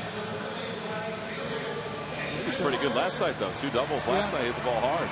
Well, he's leaving a lot of times those high fastballs, especially that are out over the plate. He leaves them up he's kind of almost pulling those, if you will, a little bit. He's so strong when he makes solid contact, he can get it out of the ballpark. Well, there are a couple other Raul Ibanez plays that I'm sure we'll see at some point during the rest of this ball game. Now we get a chance to see right-hander Evan Meek, who was the third pitcher used by John Russell today.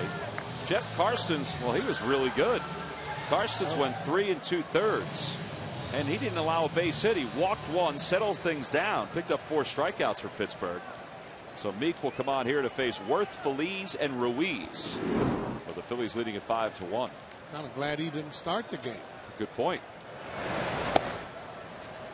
Got to figure that he might be starting a game after the All-Star break, though. Well, when you start pitching like that, you open up the eyes of the staff, especially manager Russell and Joe Kerrigan, pitching coach. 2-0 the count to Worth. Well, he seemed to have pretty good composure, and obviously he pitched well. He didn't score any more runs.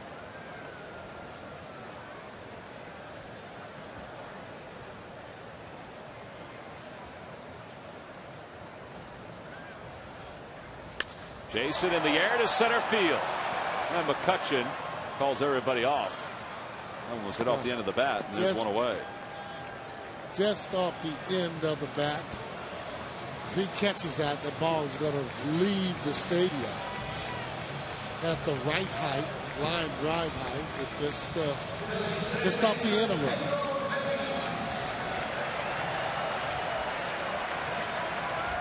Now that'll bring Pedro Feliz to the plate.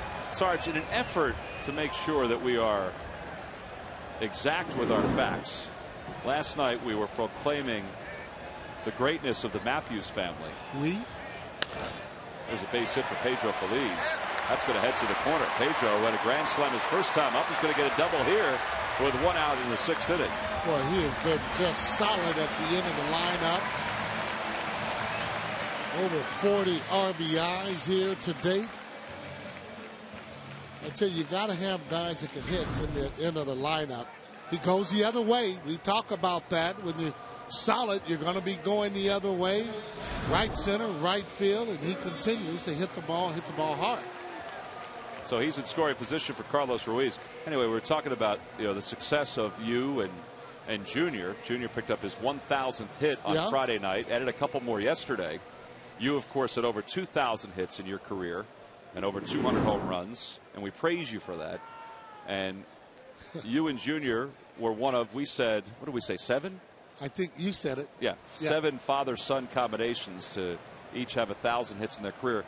And after doing a little more research, we neglected to include Jose Cruz Sr. Oh my goodness. And Junior, and he's never going to let you live this down, Sandy Alomar Sr., Jr., and Roberto Alomar. Well, I thought you would have your facts a little bit better. You're going to bring that out, Tommy. The 0-1 is hit into shallow right center field. And Young was the only one that saw it. And there's 2 away, excuse me. And Feliz remains at second. Well, that should have been an easy guess, though, with Cruz. And I agree with that. Yeah. I played with his dad, and then I had his son as one of the outfielders. Should have been a no-brainer. Well, the list is a lot longer than what we presented in last night's telecast. But it's still a great honor. Hold on a second. Now, you keep saying we. You're the one that had the facts. I just gave right, you... I'll take the hit on this one. Well, you should. On behalf of you and your son. I mean, I'm giving you part of a story so that it looks good here on the broadcast, and you can't get the facts right. Well, the list continues to grow. Stan and Julian Javier, Terry and Bob Kennedy both had over 1,000 hits. Brian and Hal McRae. I forgot about Brian and Hal McRae. I mean, Hal was such a great hitter. He had over 2,000 hits, but Brian had over 1,000 hits. So I think that we're all up to date now on the father-son combinations. You know what? And it's still an honor, too, as a matter of fact. Let me just say that. But the key is now it just needs to start getting a few more knocks. That's exactly and raise that up and get into another class, basically. Yeah, to get into the upper echelon of the father-son combination. Yes, exactly. So the pressure is on Junior. Exactly. Yeah. 1-2 the count to Jay Happ. Well, thanks to the folks at Elias and to Carl Graver, our statistician, for their quick and timely research. Yeah, I'm surprised that you didn't get any emails on that, like early on, like, no, there were some more people, but usually they believe everything that you're saying here, so. We do apologize. 2-2 the count. We? I apologize. All right, well, I'll get in there with you. All right, it can be we. Happ was robbed of an extra base hit his first time up. He grounded out to second his last time to the plate.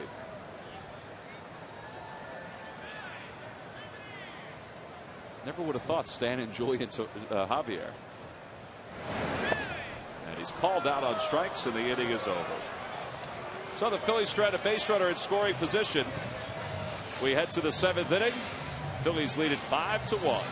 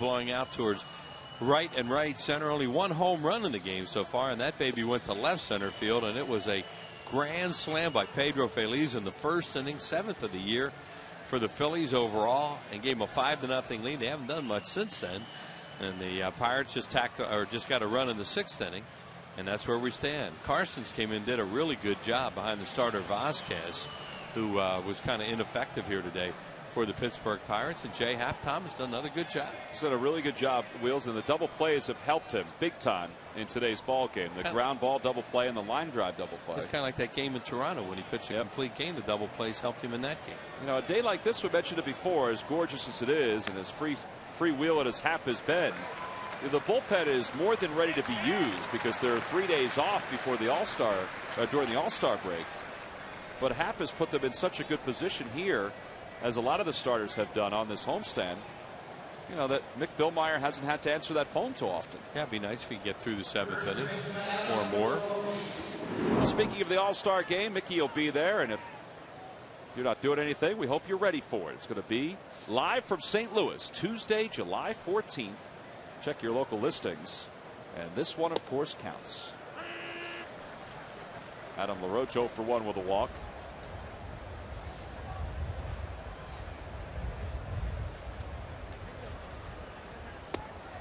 And 1 ball and 1 strike to count.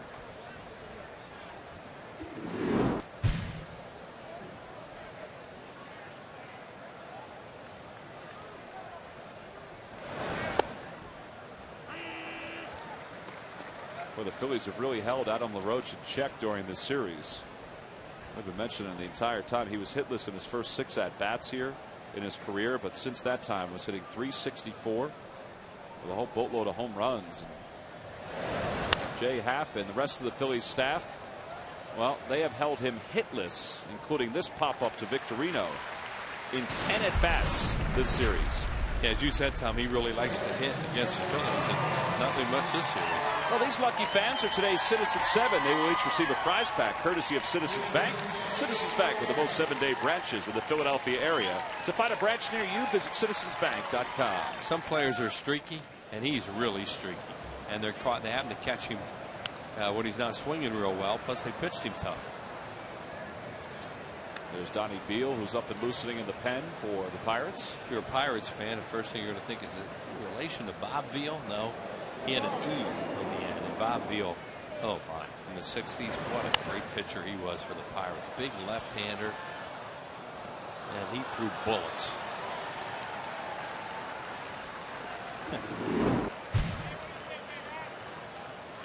He used to wear these big old glasses, and hitters hated him because he'd stand out there and take them off, then wipe them with a bandana he'd have in his back pocket. And they said, man, can he see? It's like Chuck McElroy. Well, yeah, Chuck McElroy? Right. Only this guy threw really, really hard. He was tall, Tom, and it was disconcerting to hitters. You know, they wondered, can he see through those glasses? 2-2 the count to Andy LaRoche. They had great pitchers, too. They had Vernon Law. They had Bob Friend. They had Bob Veal. Those Pirates teams in the 60s. Tremendous pitchers.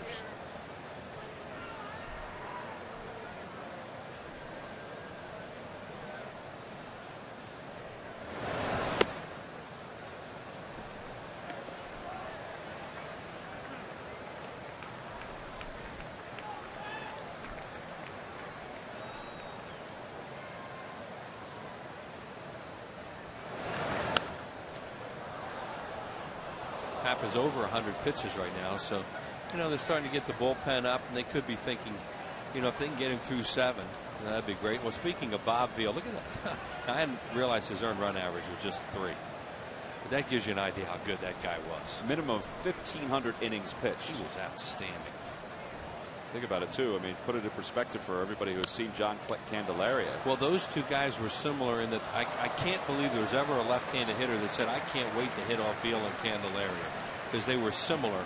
Candelaria didn't throw as hard, but he was funky from the side. But Veal just threw so hard and then had that thing going with those glasses. And LaRoche on the hands to left center field. Not deep. Ibanez is there. And Jay Happ with a 1-2-3 top of the 7th inning. He's retired 5 straight. He's over 100 pitches. It's time to stretch here in Philadelphia.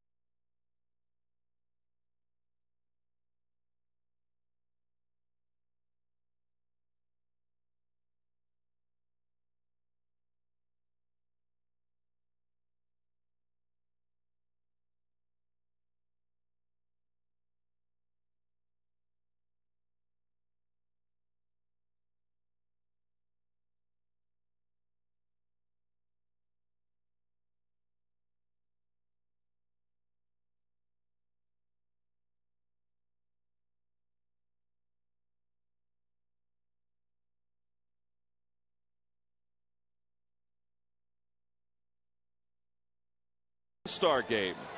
Wheels? I have no idea. That is incorrect. I want to see who. Oh, Kenny Raffensperger, left-hander. Kenny Raffensperger. He was a left-hander. I remember that. Where was it? Forbes Field? Yeah, that was during the war. On the campus of the University of Pittsburgh now? Yeah, that's right. It was during the war, and a lot of guys were in the service at that time. And Raffensperger pitched like about 4 or 5 years with the Phillies, I guess.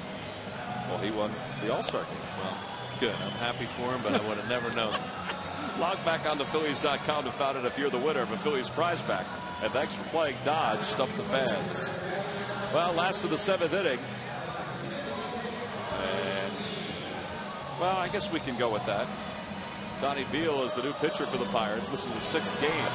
No wins, no losses. A 4.26 ERA. 5 hits, 10 walks in 6 1/3. And he'll face the top of the order for the Phillies. Jimmy Rollins, Shane Victorino, and Chase Utley. The Phillies are getting set for this all-star break. Three days where a whole bunch of the staff is going to head to St. Louis. They will fly out right after this ball game. And there'll be a workout tomorrow.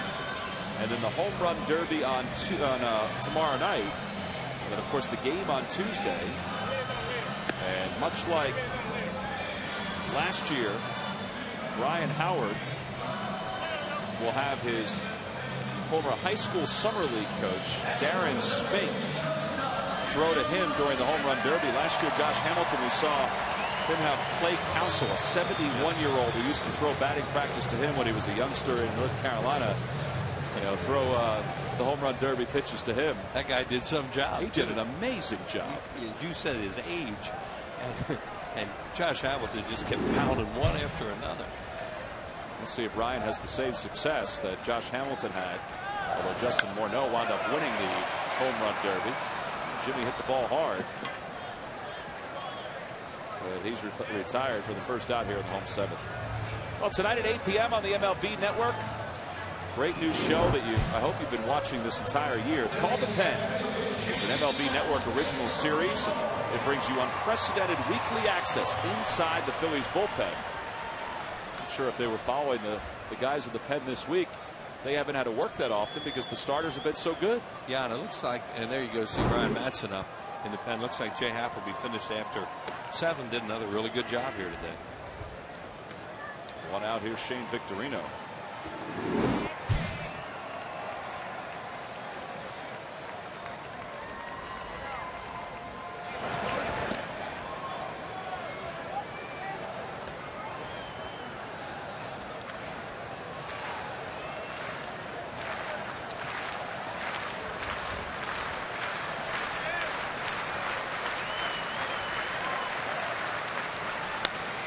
Donnie Veal's a Rule 5 from the Cubs organization, so they have to keep him all year or risk losing him. They have to send him back. And, in the situation they're in right now, here he is right past the All-Star. I mean, right before the All-Star game, past the midway point of the season. So it appears they're going to do that. Just keep him here all year. Got a pretty live arm. Yeah, he was on the DL for a while. Line drive caught by Sanchez.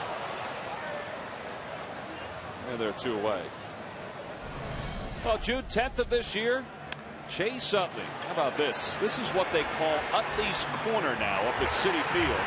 I'm not sure if the fans want to call it Utley's Corner, but he was pepper in that spot, or has been. How about the Wilpons? You think they like that? I don't imagine that they would like that. I would like that being called Utley's Corner, to be honest with you. I don't know. Well, Chase has hit a ball into that corner 3 times, right? Yes. Yeah, he's hit some homers up there. Be right where that youngster's sitting on his dad's lap. Here is Chase. I feel like Albert Pujols coming in here and I was saying something. There's Pujols' porch out there in left field. That wouldn't go over real well, I don't think. A lot of quarters.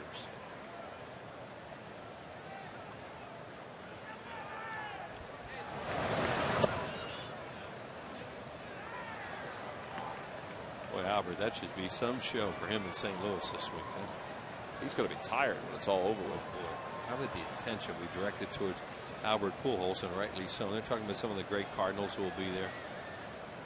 Like Stan Musial and Shane Dees and those kind of guys. Whitey Herzog, Joe Torre. And that's another neat thing that Charlie did in picking Joe Torre, because Torre is really popular in St. Louis as a player, and he managed there too. Well, and Joe even said that after Charlie named him. He said that he doesn't know when it's going to hit him, but he knows it's going to hit him, being back at St. Louis in that capacity. Yeah, Joe has a huge history in St. Louis, and of course having Tony La Russa there is great. And just the help that they can give a guy like Charlie and the Phillies staff because of their experience, and to have those two guys there. And Charlie's dead serious about it. He doesn't know how the game's going to play out, but he really wants to win. We saw it firsthand last year how nice it would have been to have that home field advantage.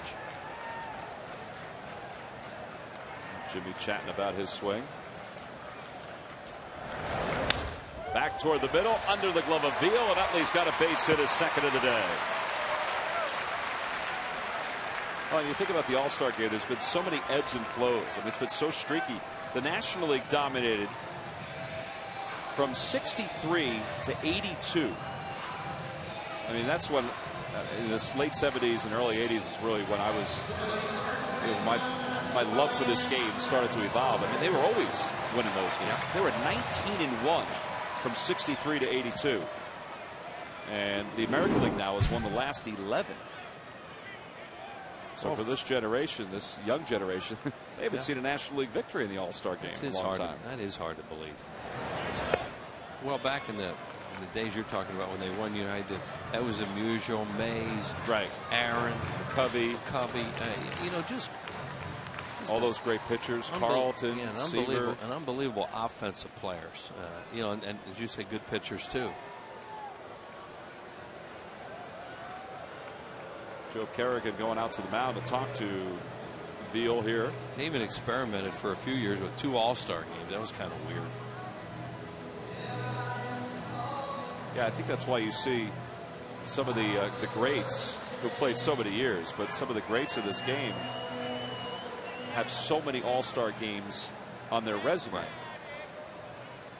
Richie Ashburn played in a lot of All-Star games, and Whitey had a lot of hits in All-Star games. There's Steve Carlton, who was in them.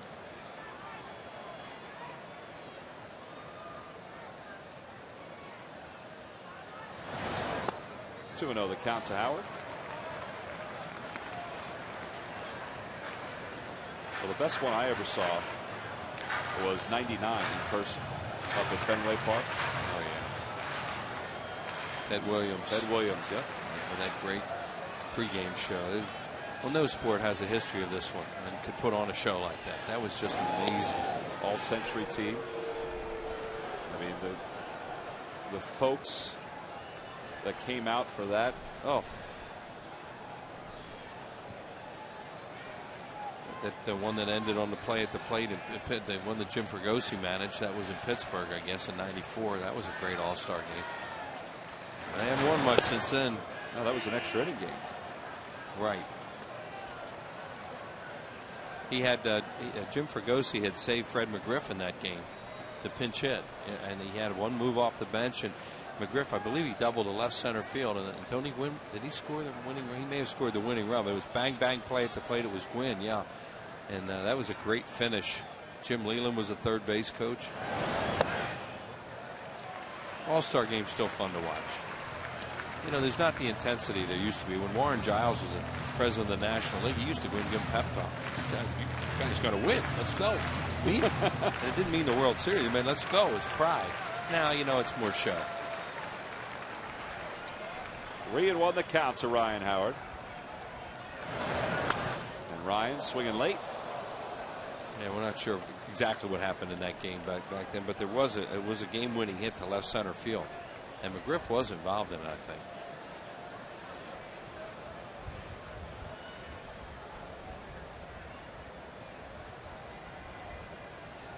That ball took kind of a nasty carom off somebody that hit somebody down the stands. So Ryan Howard taking a little time getting back into the box. Utley goes, 3-2 pitch, swung on and missed, and Ryan is down on strikes to finish up this 7th inning. So the Phillies strand 1. We've played 7. The final day before the All-Star break. The Phillies lead it 5-1.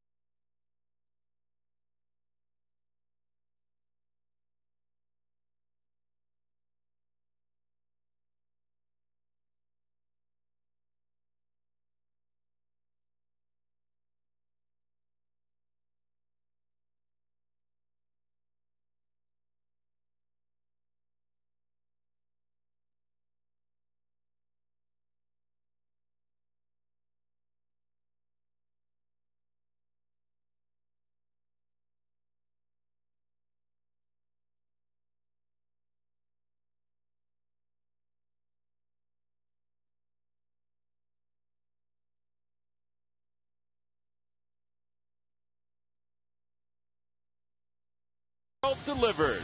And by Southwest Airlines. Southwest Airlines is ready when you are. Go to southwest.com. Grab your bag. It's on. A beautiful day, a beautiful view from the upper deck here at Citizens Bank Park. I wonder what it's like down at the beach today. I mean, with the wind blowing the way it is here, kind of cool temperatures. The rain from last night. Beautiful shot of Center City. It's supposed to be cool tonight, you know, no humidity, and just a beautiful afternoon, beautiful night. So far, good score, and Ryan Madsen takes over, Tommy. And there are the numbers on him. Good walk strikeout ratio. You know, he's been a little bit up and down. Look at the opposition. Same, 220 left and right. It's been that way the last week or so. The numbers have been pretty even. So he's on here to pitch the 8th inning, get a little work with the Phillies on top 5-1, and really try to close out this homestand.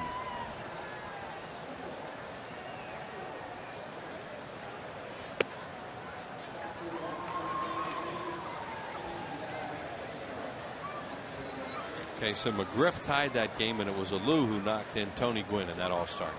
Okay. You know, it was one of the last ones they won, if not the last one.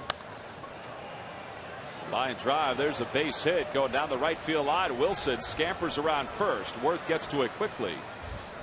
And Jack Wilson has a leadoff double here in the 8th inning.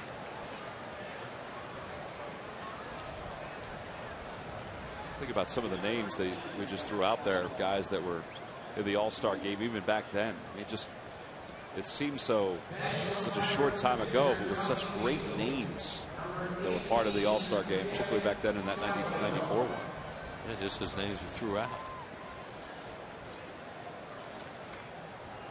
Here's Jeff Salazar. I think that was a game where Jimmy didn't use a guy from the Marlins who played for the Phillies. Oh, I'll think Jeff Conine, and they caught all kinds of heat from the Marlins fans, but he was saving another guy.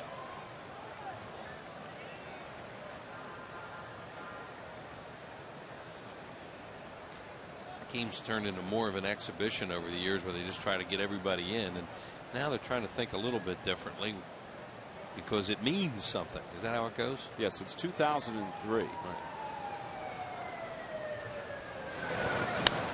Salazar pops it up. Jimmy's going to call off Pedro Feliz. And one out here at the top of the 8th inning. Well, the Colorado Rockies, who are trailing the Atlanta Braves right now in the 2nd inning of their ball game. They'll be here in Philadelphia at Citizens Bank Park Tuesday, August 4th to start a 3-game series. There's a good seat still available for all 3 of those ball games. Thursday the 6th at 105. All fans will receive the Citizens Bank Raul Ibanez Pride of the Phillies print. And after the game at Modell Sporting Goods, kids run the bases. You want to log on to Phillies.com, purchase your tickets. As Andrew McCutchen stands in. McCutchen singled his last time up and then was flying around the bases when Freddie Sanchez doubled him home. And he fists this one into right field, a base hit. Wilson's going to have to stop at third. McCutchen's got 2 hits today. You know, this game is only a 4-run game. It just seems like more because the Phillies exploded out of the box, but then they've been shut down by the Pirates since then. The bullpen has done a great job for John Russell's club. And, you know, you're 1 batter away now from the tie-in run coming up, and there's still 5 outs to go. So, you know, there's some serious work to be done in this game. And you got a good hitter up here in Freddie Sanchez. Sanchez is 2 for 3 with an RBI double. That was his last time up.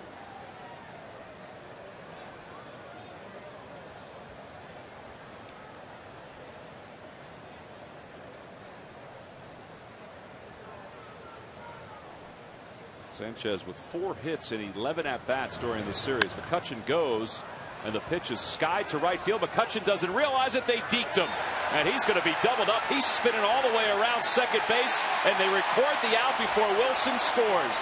3rd double play of the afternoon for the Phillies, and that one needed a little music under it to make it look better. Ryan Madsen works out of a jam here in the 8th, and the Phillies still lead it 5-1.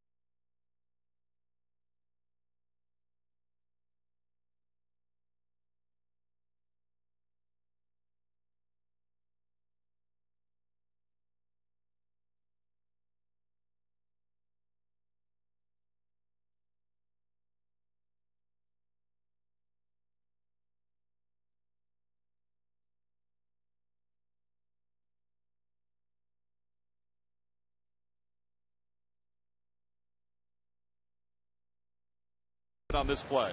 Oh, this is unbelievable. Tom used the word deacon him. Well, he's running here. Now, look, you can't tell, but he has no idea where the ball is. Then he was going to run past second. Then he went back and tagged second. Now he's out by 90 feet. Here it goes again. Look, see them deacon him? They're pointing them all different ways. Jack Wilson's trying to. Utley was pointing to left field. Look at Utley. I mean, Utley's got him going. Now, watch when he goes back to tag up. Now, here he is right here. Now, when he goes back, he's got to retouch second, but he misses it. See, right there, he missed it. Then, whoops, I got to go tag it. Now it doesn't matter. I mean, he's out. Well, I said 90 feet. I'm sorry. He was out by, 45. 45 or 50. The Home Depot doing more on defense. That is funny when it's not your guy. I was just thinking the same thing. You can laugh about that one. I was just thinking the same thing. They did a really good job on a young player. I mean, Chase was pointing to left field. Jimmy's pointing to center field. See, he was running. He had his head down like he was trying to steal that base. So he has no idea where it was. Certainly not playing hit and run in that situation where he might be peeking in. And, you know, he'll learn something from that. You know, when you're doing in a game when the score is at that point, you got to know where the ball is. Well, Raul Ibanez leads things off here in the bottom of the 8th inning against Joel Hanrahan. Ibanez 0 for 3 today. He has struck out twice and grounded out.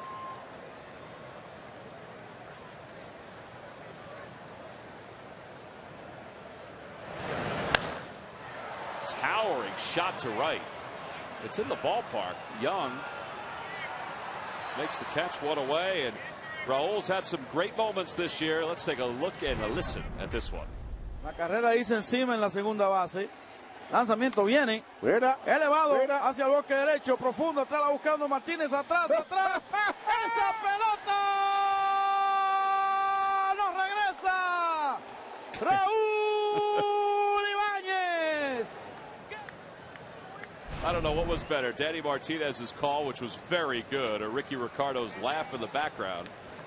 I mean, that really made that call, and that was a huge home run against the Mets up at Citi Field. Yeah, I think that how huge that was. You saying hit it into that fog. Yeah. You can hardly see it because it's so deep out there in right center field in that new ballpark.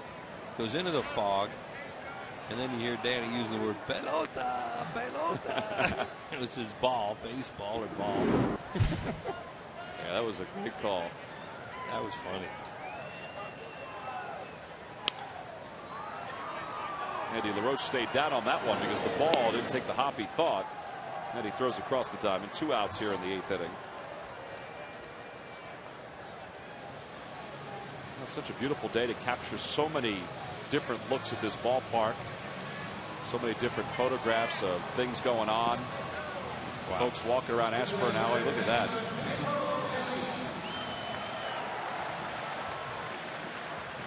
Comfortable day. Not stifling hot. I'd say J.C. Romero is going to pitch the 9th inning for the Phils. He's warming up. Yeah, this game took a long time to play the first inning with all the offense, and now you're almost into the 9th inning, and it has been flying along. Here's Pedro Feliz. He's had the big spark offensively today. Grand slam in the first inning. That's when the Phillies scored all their runs. A 5-run first. That's the one negative about this game for them is they've shut it down after the first inning. Give the Pirates credit too with their pitching, but still, you know, you don't like to. You want to win the game, but you like to, you know, tack one on here and there. 1-1 the count to Pedro. He'll be headed to Florida, and Chris Volsted's scheduled to pitch that first game on Thursday, and that'll, you know, they will throw great pitching at you in that series. Phillies have not announced their rotation. Yeah, you figure Josh Johnson is pitching today, so he could pitch on Friday for the Marlins. Oh yeah, you're going to get him. You're going to get Nolasco, who's been really good. He had trouble the other night. That's the Pirates bullpen, how good it's been. He had trouble against Arizona the other night, but he's been real good since he came back. Then you may get one of those left-handers, Miller. Probably get Miller. It could be the 4 guys.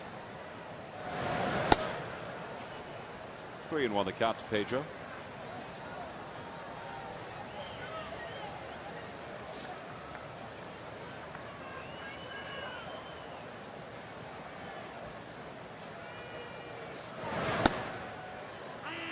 Joel Hanrahan, we saw him so much with Washington, of course, and he just failed as their closer. They tried to make him the closer for that team, and he either got hit or he would walk guys. Line drive, diving play on one hop by Andy LaRoche, and he throws out Pedro Feliz. That's a pretty good play by the Pirates' third baseman to finish up this 8th inning. Phils are retired in order, and they'll go for their 9th win on this homestand when we return.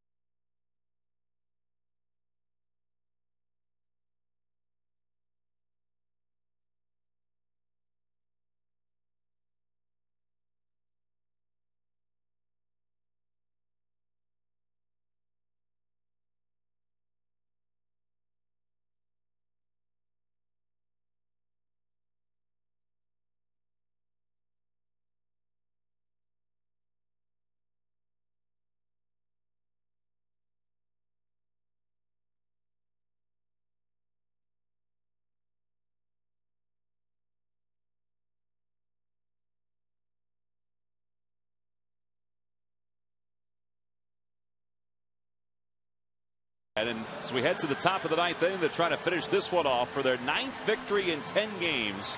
And J.C. Romero into his 17th ball game. No wins, no losses, a 2.70 ERA.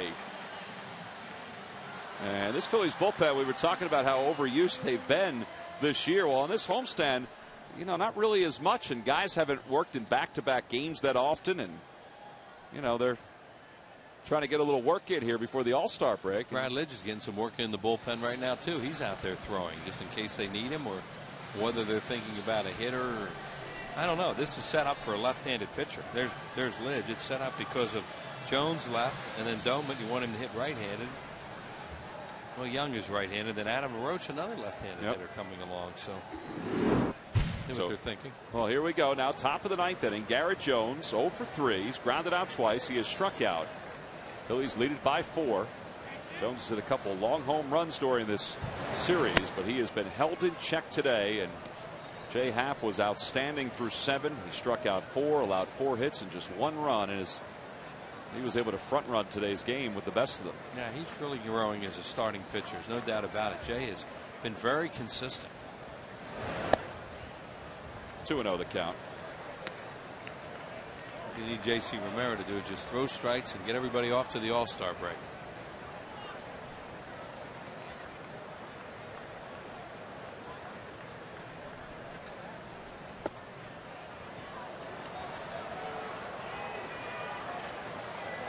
You see the Phillies bullpen on this homestand. This is the 10th game, including Matson's inning. 24 2/3. They've allowed 4 runs. JC's pitched well on this homestand.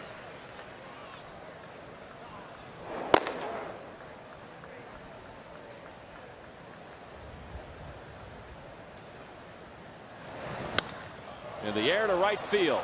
Jones is going to have another home run. That's his 3rd home run in this series. His 5th home run overall.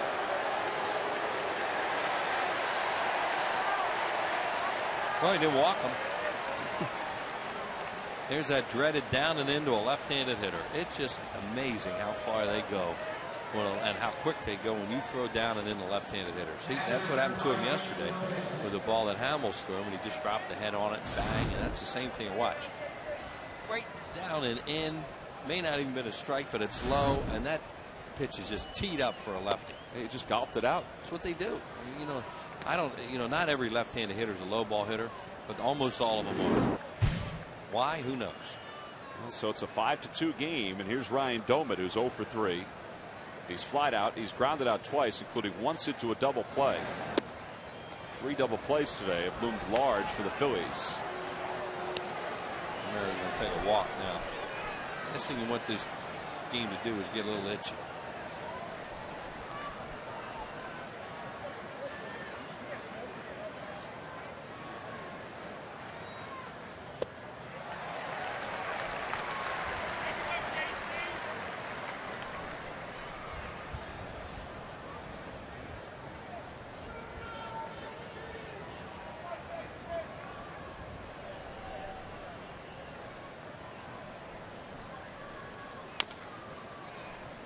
Two and 2 the count as Tony Beasley makes that play in the third base coach's box. Romero trying to battle back after allowing the leadoff home run here in the 9th inning.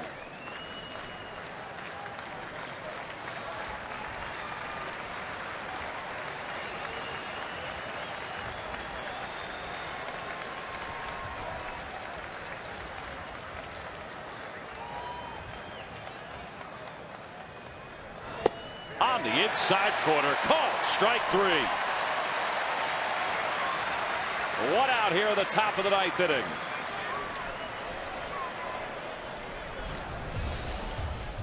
Here's another first half flashback, our final one of the day, and that's Ryan Howard in the 9th inning last night, and no doubt about it. Center field home run. That thing jumped out of here, and then Paul Baca with the bases loaded, everybody in, 1 out, base hit in the hole. Big dramatic win last night in the 9th inning as the Phillies came from behind and they pounded on it. Yeah, they sure did. Here's Delwyn Young. Yeah, one group went out toward Ibanez scoring. The other group, a heavier group, thicker group, went out toward Baco after that base hit. Young off the plate, and the count 1 ball and 1 strike to him. This is, of course, now a save situation, not for J.C. Romero, but if another pitcher were to come in. And LaRoche is on deck, a left-handed hitter. So you just kind of think he's still going to stay in, but you don't know what Charlie's thinking right now. There is Adam LaRoche. The other LaRoche on deck, Andy LaRoche. Yeah, Andy LaRoche after him's right-handed. Over toward third base, again a foul ball, and it's 1 and 2 to Young, who is 1 for 2 today with a single, walk, and a ground out.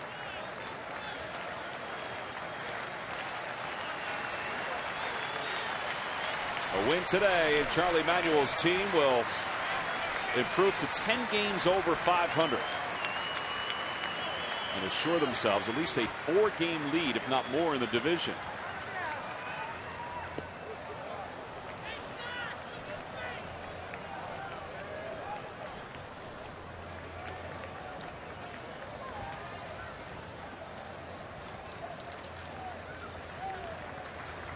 Youngster came to see a victory, and he's hoping that J.C. Romero could finish this one off.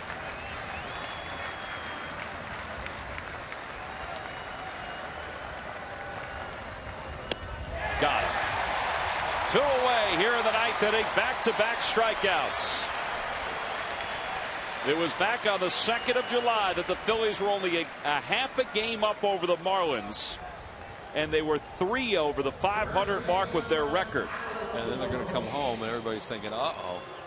Struggled on the road where they'd played well. Coming home, this does not look good. And you can get 1 more out. This would be a really, really good homestand. Well, that one last out could be Adam LaRoche. He'll stand in 0 for 2 today with a walk. 0 for 10 in this series, and the count 1 ball and no strikes to him. You're going to get him out. You're going to see Lidge in the game. Yeah, because his brother's in the on-deck circle, and Brad's been firing in the Phillies bullpen. They have left-handed hitters off the bench, but that would be the move that would force that. Romero's got good velocity today. Just gave up that home run to Garrett Jones to begin this inning, but he still has a 3-run lead.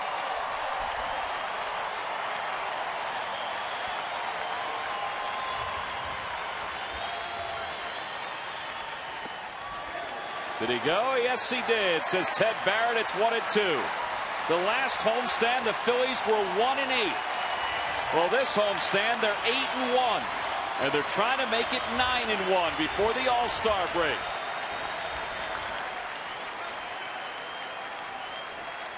This sold-out crowd, well, they come to their feet.